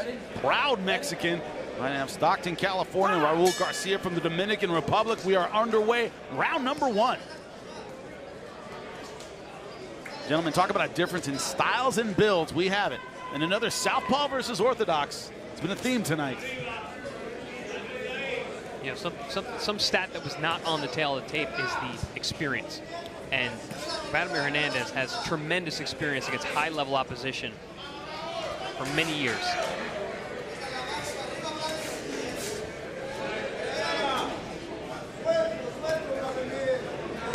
See Garcia pawing that lead arm, keeping the length. I think he has a 4-inch reach advantage. He's utilizing that quite well, staying on the outside. This is where he is best suited. He's trying to use that lead hand as a measuring stick. That way you can sort of establish a little bit of distance. Once you let Hernandez get comfortable getting close. Already some redness around the right eye. Hernandez. I also like that Garcia is not overthrowing these punches. He's top-shotting. He's picking his spots. He's finding his holes, threading the needle. Last time out against Guido Schramm, remember that was a late notice fight for Hernandez. We had some questions about his gas. Could he go the distance? Got a knockout in round number 6. He's had notice for this one. He's a fitness freak. He was running on super unleaded that night. Yeah. I remember I called his fight, which was an upset win over highly touted Lorenzo Simpson. Yeah. And he came into the fighter meeting, and I knew the name, and then I saw his face. I was like, oh no. I'm like, this is the guy. I'm like, oh, Lorenzo's not ready for this guy. That's where your expertise comes in handy, Chris. Yeah. Oh, big right hand. That right hand for Garcia. He's found a home for that right down the middle, splitting the guard. Yeah, Garcia's landing the cleaner punches this round. Hernandez putting more pressure. Well, there's a clean shot there by Hernandez on the uppercut. Yeah. Well, this is Hernandez's style of fight. Walk you down, keep it close. Hernandez got to make an adjustment. He's getting hit with way too many of those straight right hands down the middle. Regardless if your chin can take it, can your face start swelling up and get cut and whatnot? And there's a lot of ways to end a fight that doesn't mean you'll get knocked out. What if he shot you in the face? Some chance you got to be willing to take, you know? Ooh. It's called taking advantage of a break, gentlemen. You say go, he goes. When I used to break, I used to try to walk behind the referee. Give myself some space. Seen that in literally every combat sport. Oh, nice short right good hand. Timing on that shot. Hernandez has some chin, man. That was a big punch. Garcia's landed some good, clean shots this round. He dealt well with the pressure of Hernandez. Good body shot as well. Hernandez will bring it. Let's see if Hernandez is able to slow Garcia down. Garcia so far doing a good job angling and moving, throwing those quick, straight punches. Mixing up that right hand. Straight down the middle. Everyone's as Hernandez bends over, he throws the uppercut. And he kept still using that left hand to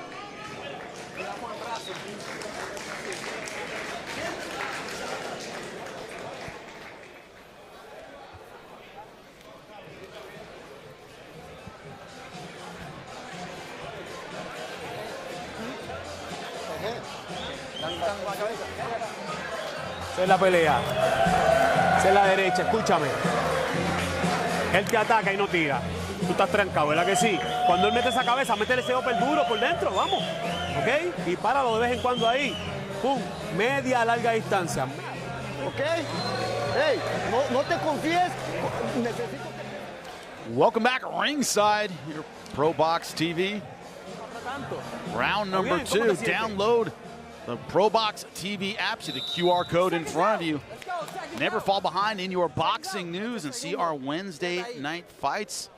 It's the best way to watch them, the ProBox TV app. We begin round number 2 of our main event. Raul Garcia in the black and white, taking on Vladimir Hernandez and the tricolores on the side, black in the middle. So far, the boxing of Garcia has been the story, but Hernandez, you know, trying to put that physical pressure on Paulie. You talk about that mental fatigue that starts setting in. He's not backing up. Yeah, as successful as Garcia was in that last round, he worked very hard. And we're going to see how long he can keep that up, because Hernandez is not going to stop coming forward. Uppercut there again, Hernandez landing some body shots. Hernandez is getting hit too much for me. He's got to make an adjustment. Both you guys were world champions. Both you guys were boxers. And you always talk about, I had to have a gas tank. Yes, I had to box the whole time. Garcia has to box the whole time against Hernandez. I mean, I like how Garcia's using that measuring stick, though, with the lead hand. He's establishing distance, and it's allowing him to get leverage on his shots. Warned once for pushing off with it. Using it effectively. Once Hernandez closes that gap, though, lets those hands go, he's very nice at placing punches. You saw him just throw a couple shots upstairs to land the body shot down low with the right hand. 10 rounds is a long time to deal with a guy like this. You're gonna earn your money. In close. Yep. Hernandez has had a success. Go ahead. Imagine Israel Madrimov. They got a full pro for this guy in his pro debut. Pro debut. Stopped him. Stopped him. Madrimov stopped Hernandez in his pro debut. Amazing. Madrimov, decorated amateur. Not like everybody else turning pro. That's why you can fight Crawford and give him a tough fight in your 8th or 9th fight, right? Levels to this game. It is rare, but you do see it, the southpaw with a really effective jab. Oh, big right hand there. Am I losing the audience making a winky right reference? Everybody? Nobody? Okay. But that southpaw with a good jab. Yeah. Yep. Camacho was like that, too. Camacho, excellent jab. Yeah. Michael Moore, heavyweight champion. Southpaw, great early jab. career Camacho. Puerta Whitaker. Zab Judah. Great jab. Oh, good uppercut there by Hernandez. But when Hernandez is inside. Even another one. Chad Dawson had a good jab, too. Yeah, it's a very good jab. This is what happens when you let fight dorks off the chain. This is what we're talking about. October 9th, Chris Colbert versus Omar Salcido. ProBox Event Center.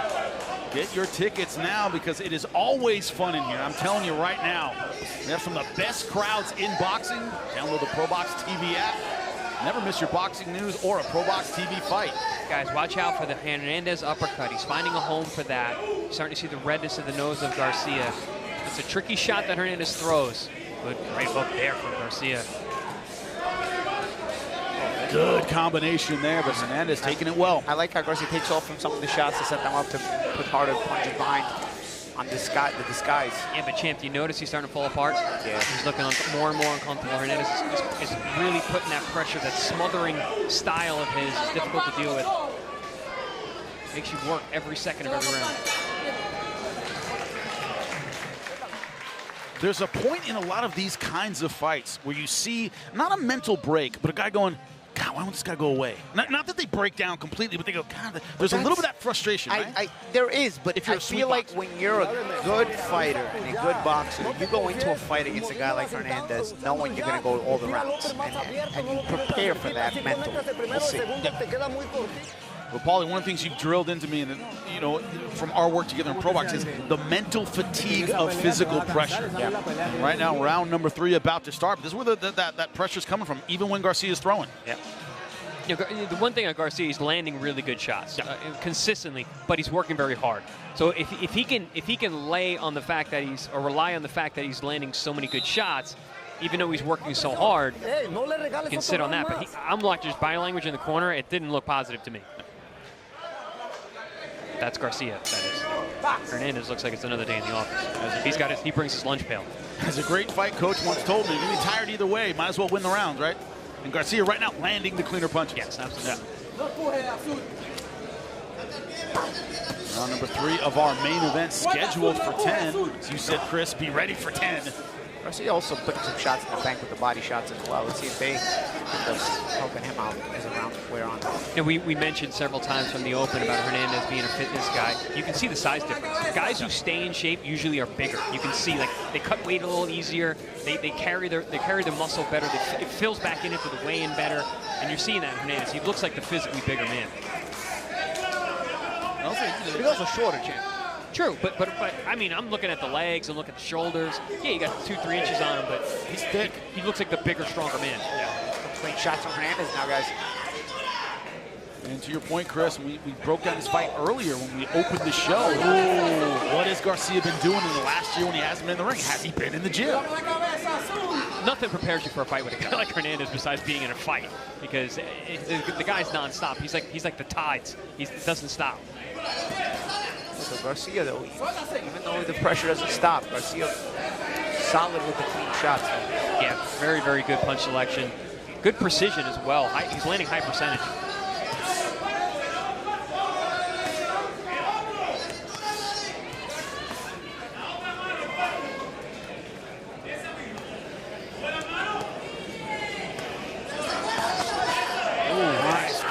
combination. Good straight right. Right down the center. Oh, big left hand from Hernandez there. Set that up beautifully. He never takes a shot and resets. He brings pressure the whole time. Even when he's hit, he goes forward. We talk about failing up. This is a guy who gets hit and still comes forward. Oh, Garcia throws some bombs with that right hand. Sharp, explosive shots with bad intentions. You see him gritting his teeth on all these shots. Whoa. Now he had Hernandez stuck on the ropes there for a while. He was loading up those big right hands. But Hernandez just buys his time, stays relaxed. Yeah, Hernandez like, all right, now my turn. Yep, I'm now gonna beat the drum. Paul, you talk about it to get into a your turn. Oh, combination! Great right hand, and down goes Vladimir Hernandez. Again, the leverage, I expressed that earlier, the leverage Garcia makes sure to get on his shots. He doesn't smother his shots, creates that distance so he can get leverage on his punches. Not a lot of time here. Hernandez was 15 smart. seconds left in round number 3. Took his time getting up. I don't know if those legs are back yet. Referee taking a What's long going on over here? time to get these guys together. What are we doing over here? Oh, man, that was botched. That was life-saving time. Terrible. I don't know what that was, but he wanted him to. Hernandez walked to me, and Garcia was going after him. I didn't like that at all. No, that was life-saving time there for Hernandez. He was in a bad way. Wow. Well, let's take a look at the knockdown first. We'll discuss the controversy afterward. You know, this is beautiful, gentlemen. Oh, it was a left hook. I thought it was a right hand. It was actually a left hook. A little combination, though, right? Let's see. Boom, bang. Oh, it was a left hook, little right hand at the end. The right hand was just little touches. Yeah. Open up. Watch this left hook. Bang, right there. That was the one. That's how your combination gets done, right? You use those first couple of punches just to open things up, and then you set up the power shot. That's what I wanted Angelone to do earlier tonight instead of looking for power every single shot. That's a combination right there. Slow-mo, that right hand does look significant. Yeah. Got him right in the temple. Yeah. But, you know, I was saying it earlier. I didn't like how many punches Hernandez was getting hit with. I don't care how good your chin is. It's going to go eventually. But again, use those couple of shots first to set it up and also maintain that distance so that he can have the leverage on his hook. Gentlemen, the blind shot. He never saw it. As you said, Paulie, disguised it with the opening combo. Another good right hand. Round number 4. Hernandez has not shown me tonight to be able to get away from these punches. This is dangerous. Now you're the durable guy, but you just got hurt. So if you don't have the ability to get away from those shots, and you've already got a chink in the armor from getting hurt, it's going to be very difficult to pull this one out. One thing Hernandez has never been on our air is elusive. No. He's always been there to be hit. Not hard to find. Yeah, that's one thing he could probably work on, is moving his head on the way in. Tries to force his way in a lot of times to break you mentally, but yeah, he's tricky with his offense, not his defense. Yeah. Now, gentlemen, it can be hard to mentally reset. You knocked him down at the end of the round. You could have finished him. Referee got in the way. I think it was a bad call by the ref. But, you know, do you slow a guy down? Hey, start over? Or does Garcia go for the kill? What's your advice for him? Honestly, just do what you were doing. You couldn't miss a punch. You know, you're picking your punches really well. The right hands, you're going hard, but you need to go hard. Yeah, you got to stay focused. Just stay the route. Keep doing what got you there, because Hernandez is going to keep doing what he does. For some reason, I hear Teddy Atlas saying, he comes in, you can close your eyes and hit him, right? Yeah. That's what we're seeing right now. You can throw a beer bottle over your shoulder, not even look at him. It's going to hit him. We got a million Teddy Atlas isms if you need them, but right now, Garcia having his way. Vladimir Hernandez hanging tough. Oh, there's that right hook again. The left hook again. Again. I think Hernandez felt it again. He might be hurt again. Yeah. His legs look wobbly. Garcia sees a home for that hook. He's trying to go back to it. Hernandez trying to answer back. A couple of good left hands, gentlemen. That's the Mexican in Hernandez. You see, he doesn't, no quit in him right there.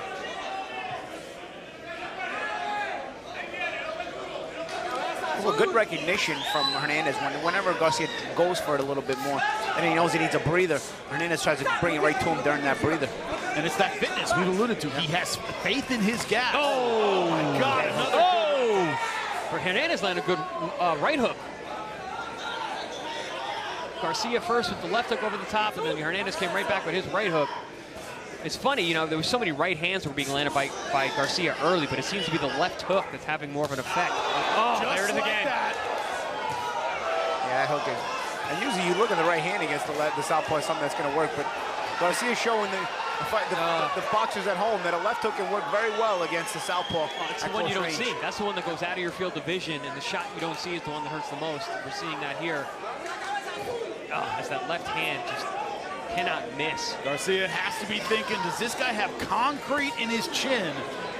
Knocked down in round number 3, but so far as we wind down round number 4, he's been able to stay on his feet. He has taken some clean punches from the fighter from the Dominican Republic. Oh!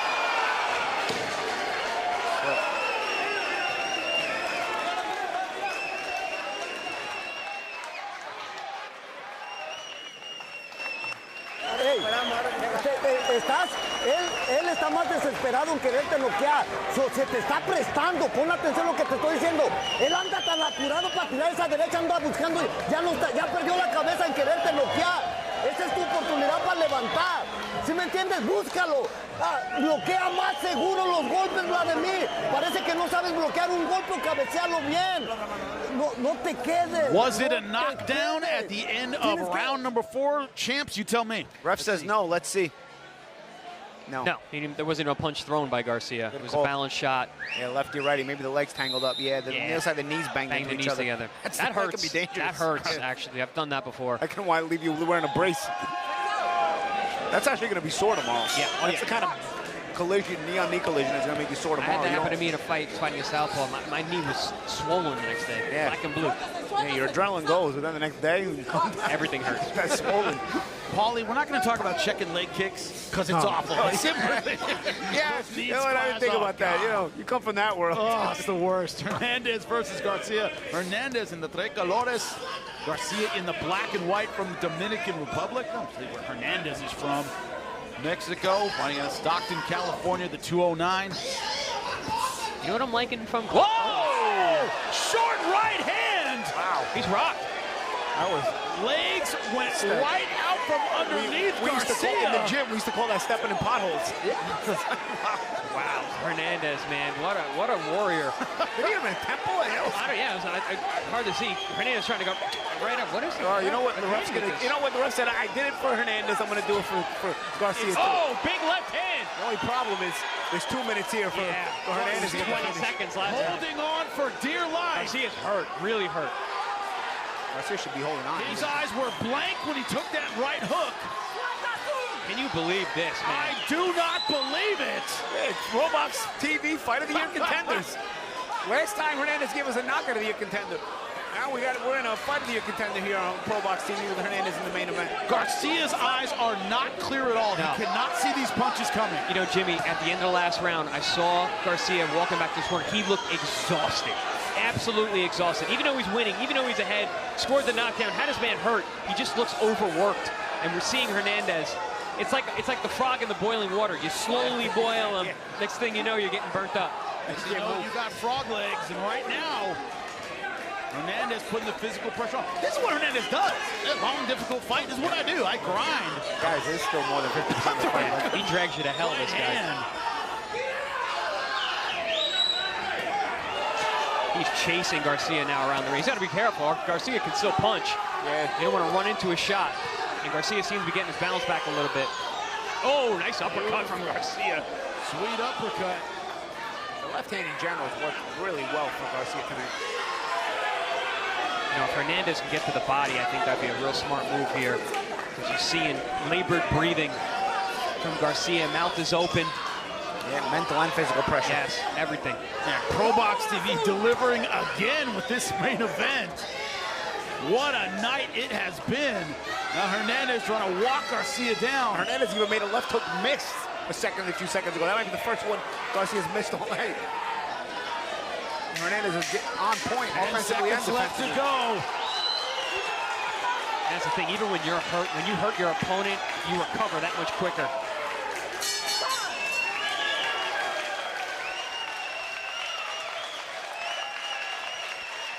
Todavía se puede más, Vladimir. Tienes que ser inteligente, buscarle arriba y buscar uno bueno abajo. Hazlo creer que está sobre de él arriba como lo que él te estaba haciendo, buscando un golpe bien efectivo.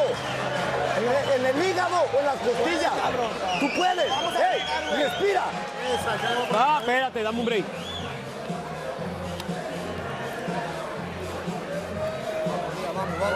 Mírame. Enfoca conmigo. ¿Cómo te sientes? Welcome into the corner of Raul Garcia. Escúchame. tienes que mantener la distancia con él ahora. Listen ¿okay? to me, you Gáname gotta estos rounds con move. el jab, atrás, con el jab y atrás. And this is the knockdown last round. That was a right hook on the forehead. Balance shot. Temple shot, right? And I think it was more on like on the, it's literally his forehead. Bang. A little high in the temple, yeah. Balance just went after that shot. That was a weird knockdown. But those temple forehead, I mean, I can't say forehead I ever felt it, but the temple for sure, something that sometimes rocks you. Bruce Seldon, Mike Tyson, forehead shot, but that was Mike Tyson. That was also Bruce not wanting to fight. And once again, I had to mention it. Raul Garcia, his corner saying move. They're not recommending he punch his way back into this fight. He looks exhausted, Chris. Hernandez has turned himself into a puncher all of a sudden. He scores knockout of the year his last fight. Now he's got to pull this one out of the fire by knocking this guy out. And you know what the misery is of fighting this guy right now? You're in the corner and you see the girl holding up a 5 or a 6, and in between rounds when you check one round we're in, but you're exhausted. That's misery personified. When you're in a tough fight and you realize you still have a fight to go. And we're just over the halfway point. A minute into round number 6, scheduled for 10. Jimmy, we looked at each other as we saw both corners. You had Garcia's head over the water bucket, just looking like he was basically on his way to go to sleep. Like they were trying to revive him. And Hernandez, in his corner, looked like he was waiting for the bus. Yeah. Hey, fitness. Oh! Combination. Beautiful combination from Hernandez. The 4-punch combination lands all 4. The look in Garcia's eyes. It's been around last couple rounds. His eyes have not looked clear. I'm going to call Hernandez the Undertaker because he drags you to hell. Yeah. He makes you fight, man. And no matter what you do to him, he gets up. It was rare to see him hurt. That shows you Garcia can really punch because Hernandez has walked through championship level fighters' power, not been hurt, not gone down. It's very rare to see him go down or get stopped. And is there a sense, Paulie, that maybe Hernandez says, hey, I took your best punches early in the fight. You're not going to hit that weight now. He's just walking through a lot. Yeah. I mean, again, I said earlier, the Mexican in Hernandez makes him bring it even when he had to go through that fire. Hernandez really was taking a lot of shots on the way in early on, and it was really hurting him. He went down. Not a lot of head movement on Hernandez, but now when you've worn down, you really see ground down Garcia. Now the lack of head movement doesn't affect you as much, because even when you get hit, Garcia probably doesn't have as much sting on his shots anyway. I think Hernandez making a mistake though. He's forgetting about the body entirely. He's full on head hunting these last 2 rounds. And look at that, Hernandez. There's a good body shot. He questions the chin of Garcia. We saw it was a forehead shot. One thing about Hernandez, he's actually a very good body puncher. An excellent body puncher. puncher. Makes the note of it too. Hernandez also changing range here and having Garcia miss and come up short. That also makes you more tired when you miss shots. Yep. We saw that in the Tram fight from Garcia, but not backing Hernandez off. All those uppercuts. Hernandez is very tricky uppercuts on the inside.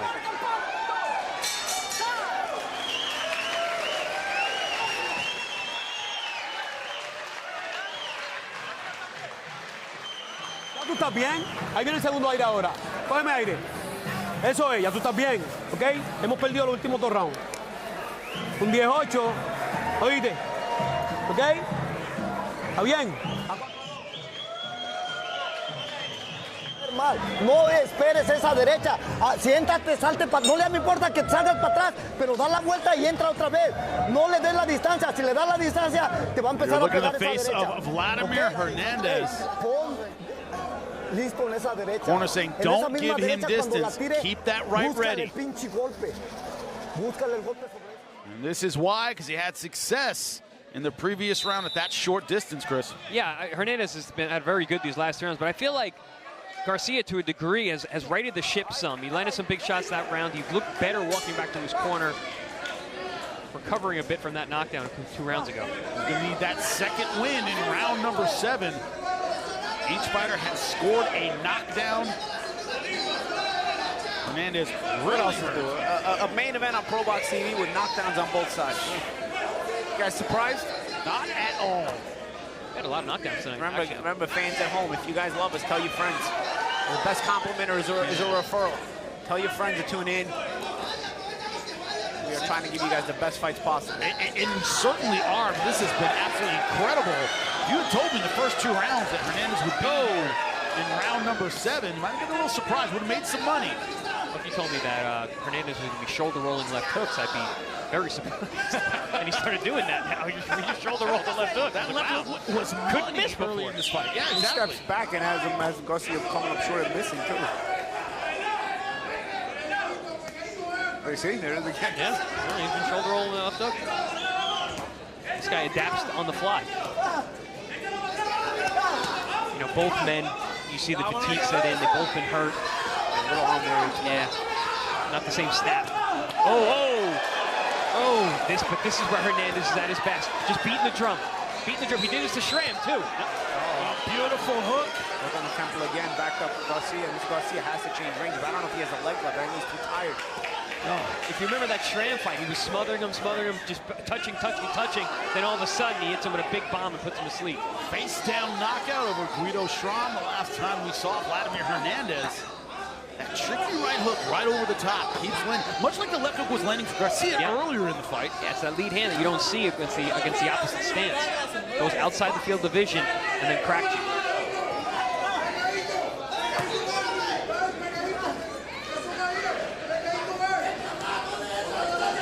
You're seeing Garcia, he's not as consistent with the punches. He's not throwing with the same velocity, and Hernandez is actually starting to defend now. Less coming back at Hernandez. Hernandez will slow down a little bit too, obviously, fast pace, but there's less to worry about for Hernandez on the way in here. There's not as much resistance coming back from Garcia, and when there is resistance, there's not as much steam on it. But also, Champ, getting hurt the way Hernandez did, that takes a lot of your gas tank away. Recovering from getting injured, from getting hurt to the head takes your too, right? Yeah. Garcia's digging deep, man. I'm impressed with him tonight for a number of reasons. Said it was his identity on the line tonight. Needed to come back from the first loss of his professional career, 13-1-1. Hernandez has done an incredible job. Both guys back and forth. Garcia too high up there. That's what happens when you're tired. You can't bend your knees as much. You end up staying up high.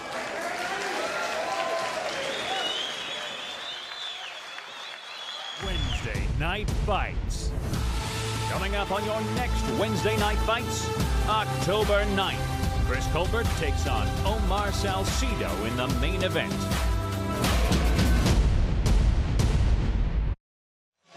Colbert versus Salcido. Cannot wait for that one, October 9th. We always deliver here at ProBox TV. Download the ProBox TV app. Never fall behind with your boxing news and never miss out on our Wednesday night fights. We begin round number 8. What can only be described as a war. Garcia starting out great with his boxing early in the fight. Raul Garcia's corner saying, raise your hand, questioning his will. You want to win this fight? Go out and do it. Vladimir Hernandez, your point, Chris. This is his kind of fight. It's what he lives for. Start of round number 8. Vladimir Hernandez versus Raul Garcia. ProBox TV main event. Mexico versus Puerto Rico. I'm sorry, Dominican Republic. Mexico, Puerto Rico is this weekend. Yeah, seriously. We've been talking about it so much. Stuck in your brain. So true. We had Puerto Rico, Cuba, Colombia, Mexico, Italy earlier tonight. Everybody's represented here at ProBox TV. Listen, you know, guys, this is actually still a close fight. I know we're having so much fun, you know, watching the fight, and there's so many ebbs and flows, but yeah, Garcia started very, very well, and it's been all Hernandez lately, but you know, he's still got time here in these last 3 rounds. Both have knockdowns. Yeah. The one thing in a close fight, Paul, you know it well, Hernandez is doing a good job controlling the real estate. He's generally the guy moving forward. That's the easiest thing to see for judges. Yeah, and Garcia less accurate with those shots. Early on, he was accurate with some pretty good shots, big shots, even if he was going backwards. Yeah, had this head snapping of Hernandez, dropped Hernandez. But now it's arm weary, fatigue, that mental and physical pressure is worn on him. Not as accurate. You don't see Hernandez's head stepping back as much, but you do see Garcia's head stepping back, snapping back more. I could easily see this fight even right now. It's going to come down to these last couple rounds. Great combination answered back by Hernandez. Gomez got off a good couple. Yeah, just as I was saying, Garcia comes alive with a couple of shots.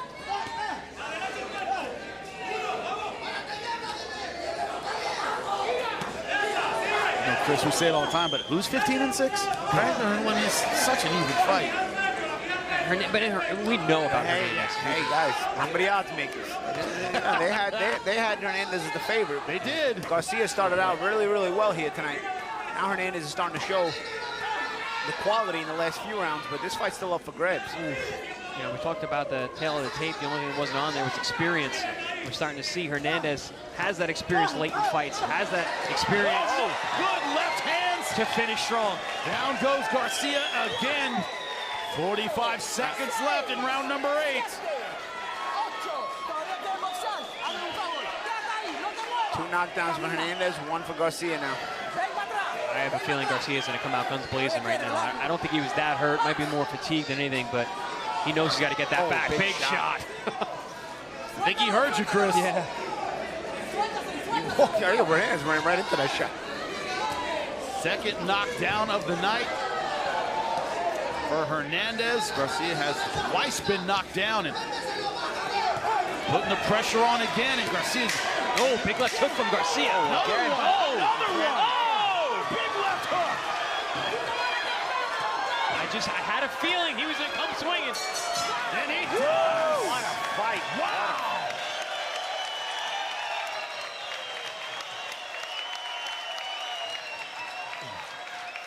It is deafening in here, as it should be.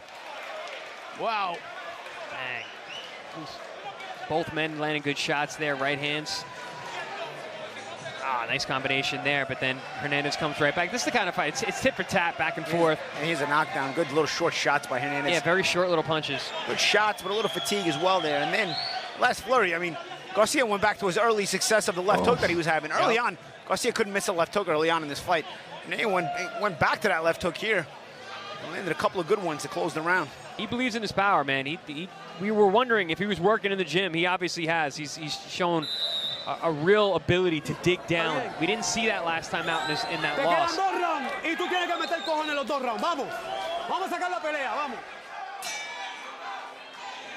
His corner said you gotta have cojones. These last 2 rounds, translate that yourself. I agree. Yep. It's come down to these last 2 rounds. Oh, good left hook. I think the end of the last round gave Garcia some confidence, even though he's the one that got knocked down. Now Hernandez starting to fade a bit. Hernandez got hurt with a left hook upstairs. That tape is going to really be costly right now. Oh, good right hand from Garcia. Hernandez answered back.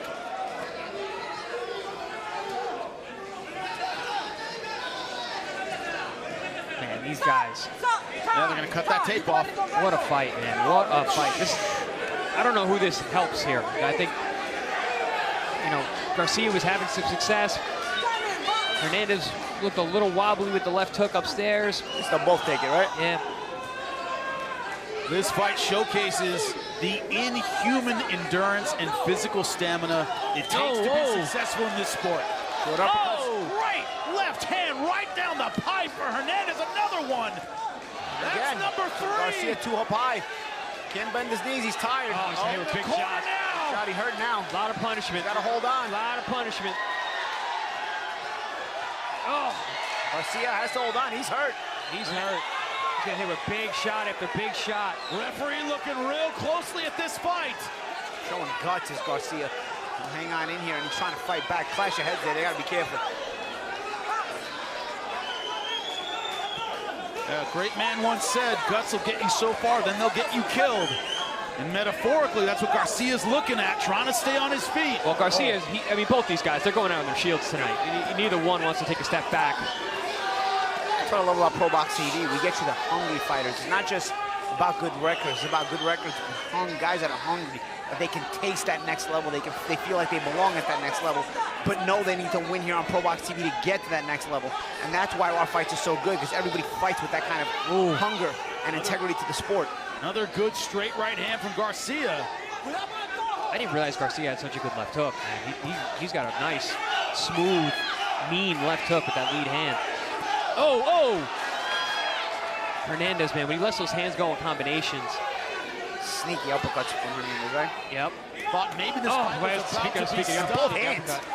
Garcia trying to fight his way back into it. It's so interesting, the shots that drop Garcia. The ones he takes are so big, and the ones that knock him down didn't seem like anything. I think they're half from fatigue, like, Yeah. I can't do this anymore. Yeah, I need a break. I'm going to just take a seat. Corner said he wanted cojones. We're seeing that from Garcia now.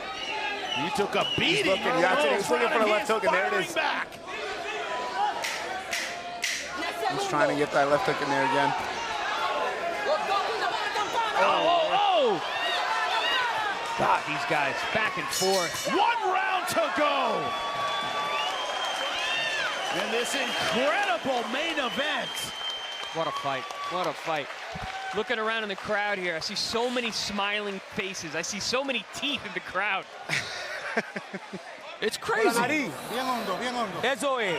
Póngame aire. Estoy orgulloso de ti, hijo de puta. Tú eres un cabrón de la película. Oíste. Tú eres el cabrón de la película aquí. Oíste. ¿Ok? It's the end of the movie, his corner said. No venimos a sentir la pegada, venimos a trabajar, a resbalar los golpes. ¿Para qué quieres sentir el golpe? Tienes que meterte por abajo, cambiarle poquito el ángulo, mijo. ¿Ok? Come on. I love the instructions in Vladimir Hernandez corner. Change your movement, step around on both sides. Dude, but it's exhausted. you try stepping from one side to the other, going back to the body shots, digging those in there after 9 rounds of this. At this point, the only thing you should tell your guys, bite down in your mouthpiece and fight. Go. Yep. Final round. Vladimir Hernandez in the Tricolores. Raul Garcia in the black and white from the Dominican Republic. This fight has just been a back and forth war. Garcia looked like he might walk away with an early knockdown over Hernandez. Hernandez came back and has scored 2 knockdowns of his own. Bite down your mouthpiece, pull up your cup. Yeah. Let's fight kind of round. Yeah. Want to be a boxer? This is what you got to do. Hernandez using that lead, that measuring stick, right? You see Hernandez using that measuring stick. He's looking to leverage his big shots. The ebbs and flows and storylines of this fight has been incredible. It's been those short punches of Hernandez that have been the difference. How about Hernandez in back-to-back fights, knockout of the year, fight of the year? Yeah. How you like that? Yeah. At 35 years old. Guys, that's the stat we haven't talked about. Hernandez is 35 years old. Incredible. That is 116 in boxing years. Yeah, he is. Out there swinging. Especially the way he fights. Yeah, oh, my God. Oh, big shot. Another good left. Again, Garcia eats it. Like, he takes these huge shots.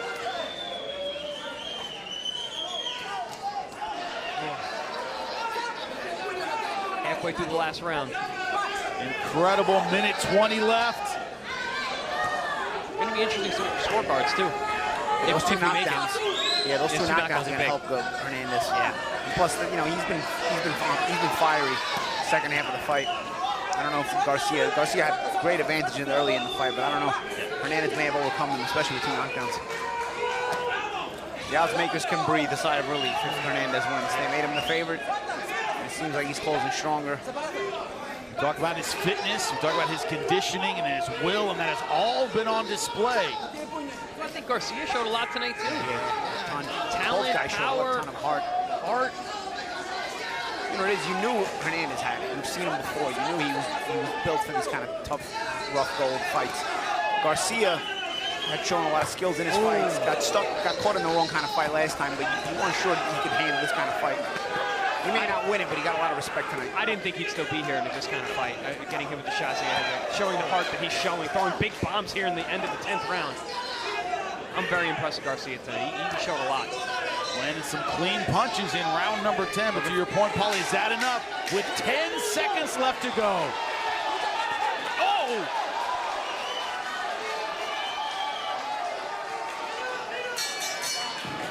Unbelievable fight tonight. At ProBox TV, you see the crowd rising to their feet, as they should. What a war.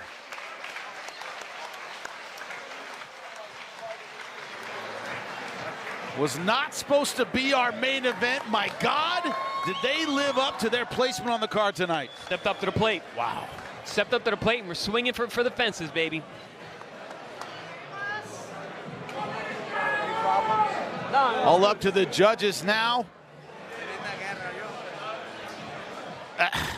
Recap of the fight, absolutely incredible. I mean, I'm not even gonna talk over this. Just watch it. It's so you much see fun. the early advantages of Garcia, and you started wondering if Hernandez maybe not moving his head on the way in was going to cost him and get stopped. I was actually worried for Hernandez. When we went down, the good knockdown from Garcia, Garcia couldn't miss with the left hook, and then all of a sudden, in round 5, you get a bit of a change, and you get this knockdown from Vladimir Hernandez, and the fight turns on its heel, what is it? We got its heels, on its head. What are we turning? It turned on everything. Go ahead, Jim. It turned on the punch.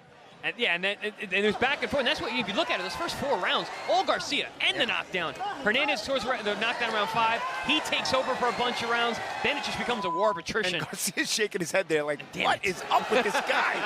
But then he got up swinging and actually was able to hurt Hernandez a few times. Big respect to both of these guys. This was what makes boxing fans love boxing, these kind of fights. And you said it, I mean, especially now watching the recap, I'm thinking about it, like, yeah, that second knockdown is going to play a major role. That really could be the difference in the fight. And also might be what you appreciate, because when Garcia landed, they were clean, these beautiful punches. A little bit more clubbing from Hernandez. How do the judges see it? Jim Sorensen let us know for this incredible main event. Ladies and gentlemen, tell these warriors what you thought of this fight!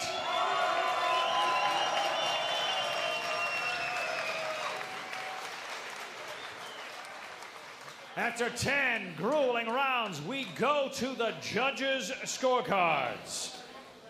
Judge Joe Ware sees this bout 94-93. Judge Michael Ross sees this bout 95-92, and Judge Jed O'Connor sees it 96-91. All in favor of your winner by unanimous decision, Vladimir 24K Hernandez. Knockdowns, intensity, control to real estate, an incredible performance from Vladimir Hernandez. But you want to see both these guys again. Unbelievable performance. Absolutely. I think, we spoke about it. I think Garcia showed a lot tonight. He was very impressive. I didn't think he had that dog in him like that, but he showed incredible resilience and conditioning tonight. But man, for Vladimir Hernandez, talk about conditioning, talk about heart, talk about will. I mean, he's got it all. And Paulie, when we opened up the show, we talked about his punching power. Yeah, he had against Guido Schramm, not necessarily known for his power. It was the difference maker in turning this fight around, right? Yeah, it wasn't the hot knockout of the year tonight, but it was part of the story in making probably a contender for fight of the year this time around. All of a sudden, this guy's a power puncher. Folks, it's one of those things where But it's also through the fatigue as well. The knockdowns weren't devastating. Yeah, they were beating you into submission kind of knockdowns, you know? Very good point. When your legs are gone because someone is wearing you down, putting, as you always say, that mental fatigue of being under pressure, it didn't seem like the knockdown punches were the biggest punches that Garcia landed. No, some of those punches that Garcia ate were like, oh my goodness, and then he was fine. But the ones that knocked him down were like these small, weird shots. These are the kind of fights that you learn something about yourself, man. The pace of the fight, in fights like this, the pace of the fight used to get away. When I remember in my career, I'd lose track of what round we were in, dude. Like, I'd be looking at the ring card girl like, oh, man, I have so many rounds left to go, you know? Or, like, you're like, okay. You know, like, I got this many rounds. I can dig in. But either way, you have to find yourself trying to get there and soul-searching within yourself. It's why boxing can be, and combat sports in general, can be the best thing in the world, and at the same time, the worst thing in the world. Because the fighters find out things about themselves that nothing else in life will teach you about yourself. The ring is where you can't hide from yourself. That is a great quote. Can't get around it. Also, if you're a fan of ProBox TV, Wednesday, October 9th, it continues. Chris Colbert versus Omar Salcido. You see the record 17-2 versus 19-1 every single time. Wednesday night fights, ProBox TV. It delivers. Download right now the ProBox TV app. Never fall behind in your boxing news. Also, it's the best way to see our Wednesday night fights. Don't miss it. October 9th. As I'm sitting here, our table is covered in sweat from the fights that we saw tonight. Back and forth, upsets, everyone came to fight. We don't care what your record is. We don't care what your future is. Your present here in ProBox TV will get tested. Every single fight tonight, Jaycob Gomez, I think, looked most impressive tonight with his wipeout over Jerry Perez. But oh my God, our main event, Vladimir Hernandez, Raul Garcia. We thought Vladimir Hernandez, if he could control the real estate, keep the fight close, would have a great chance, and he did, despite a great opening by Raul Garcia. A fight of the year contender. Once again, here at ProBox TV for Jimmy Smith, the champs, Chris Algieri, Paulie Malignaggi, everyone behind the scenes. Thank you so much. We'll see you next time here on ProBox TV.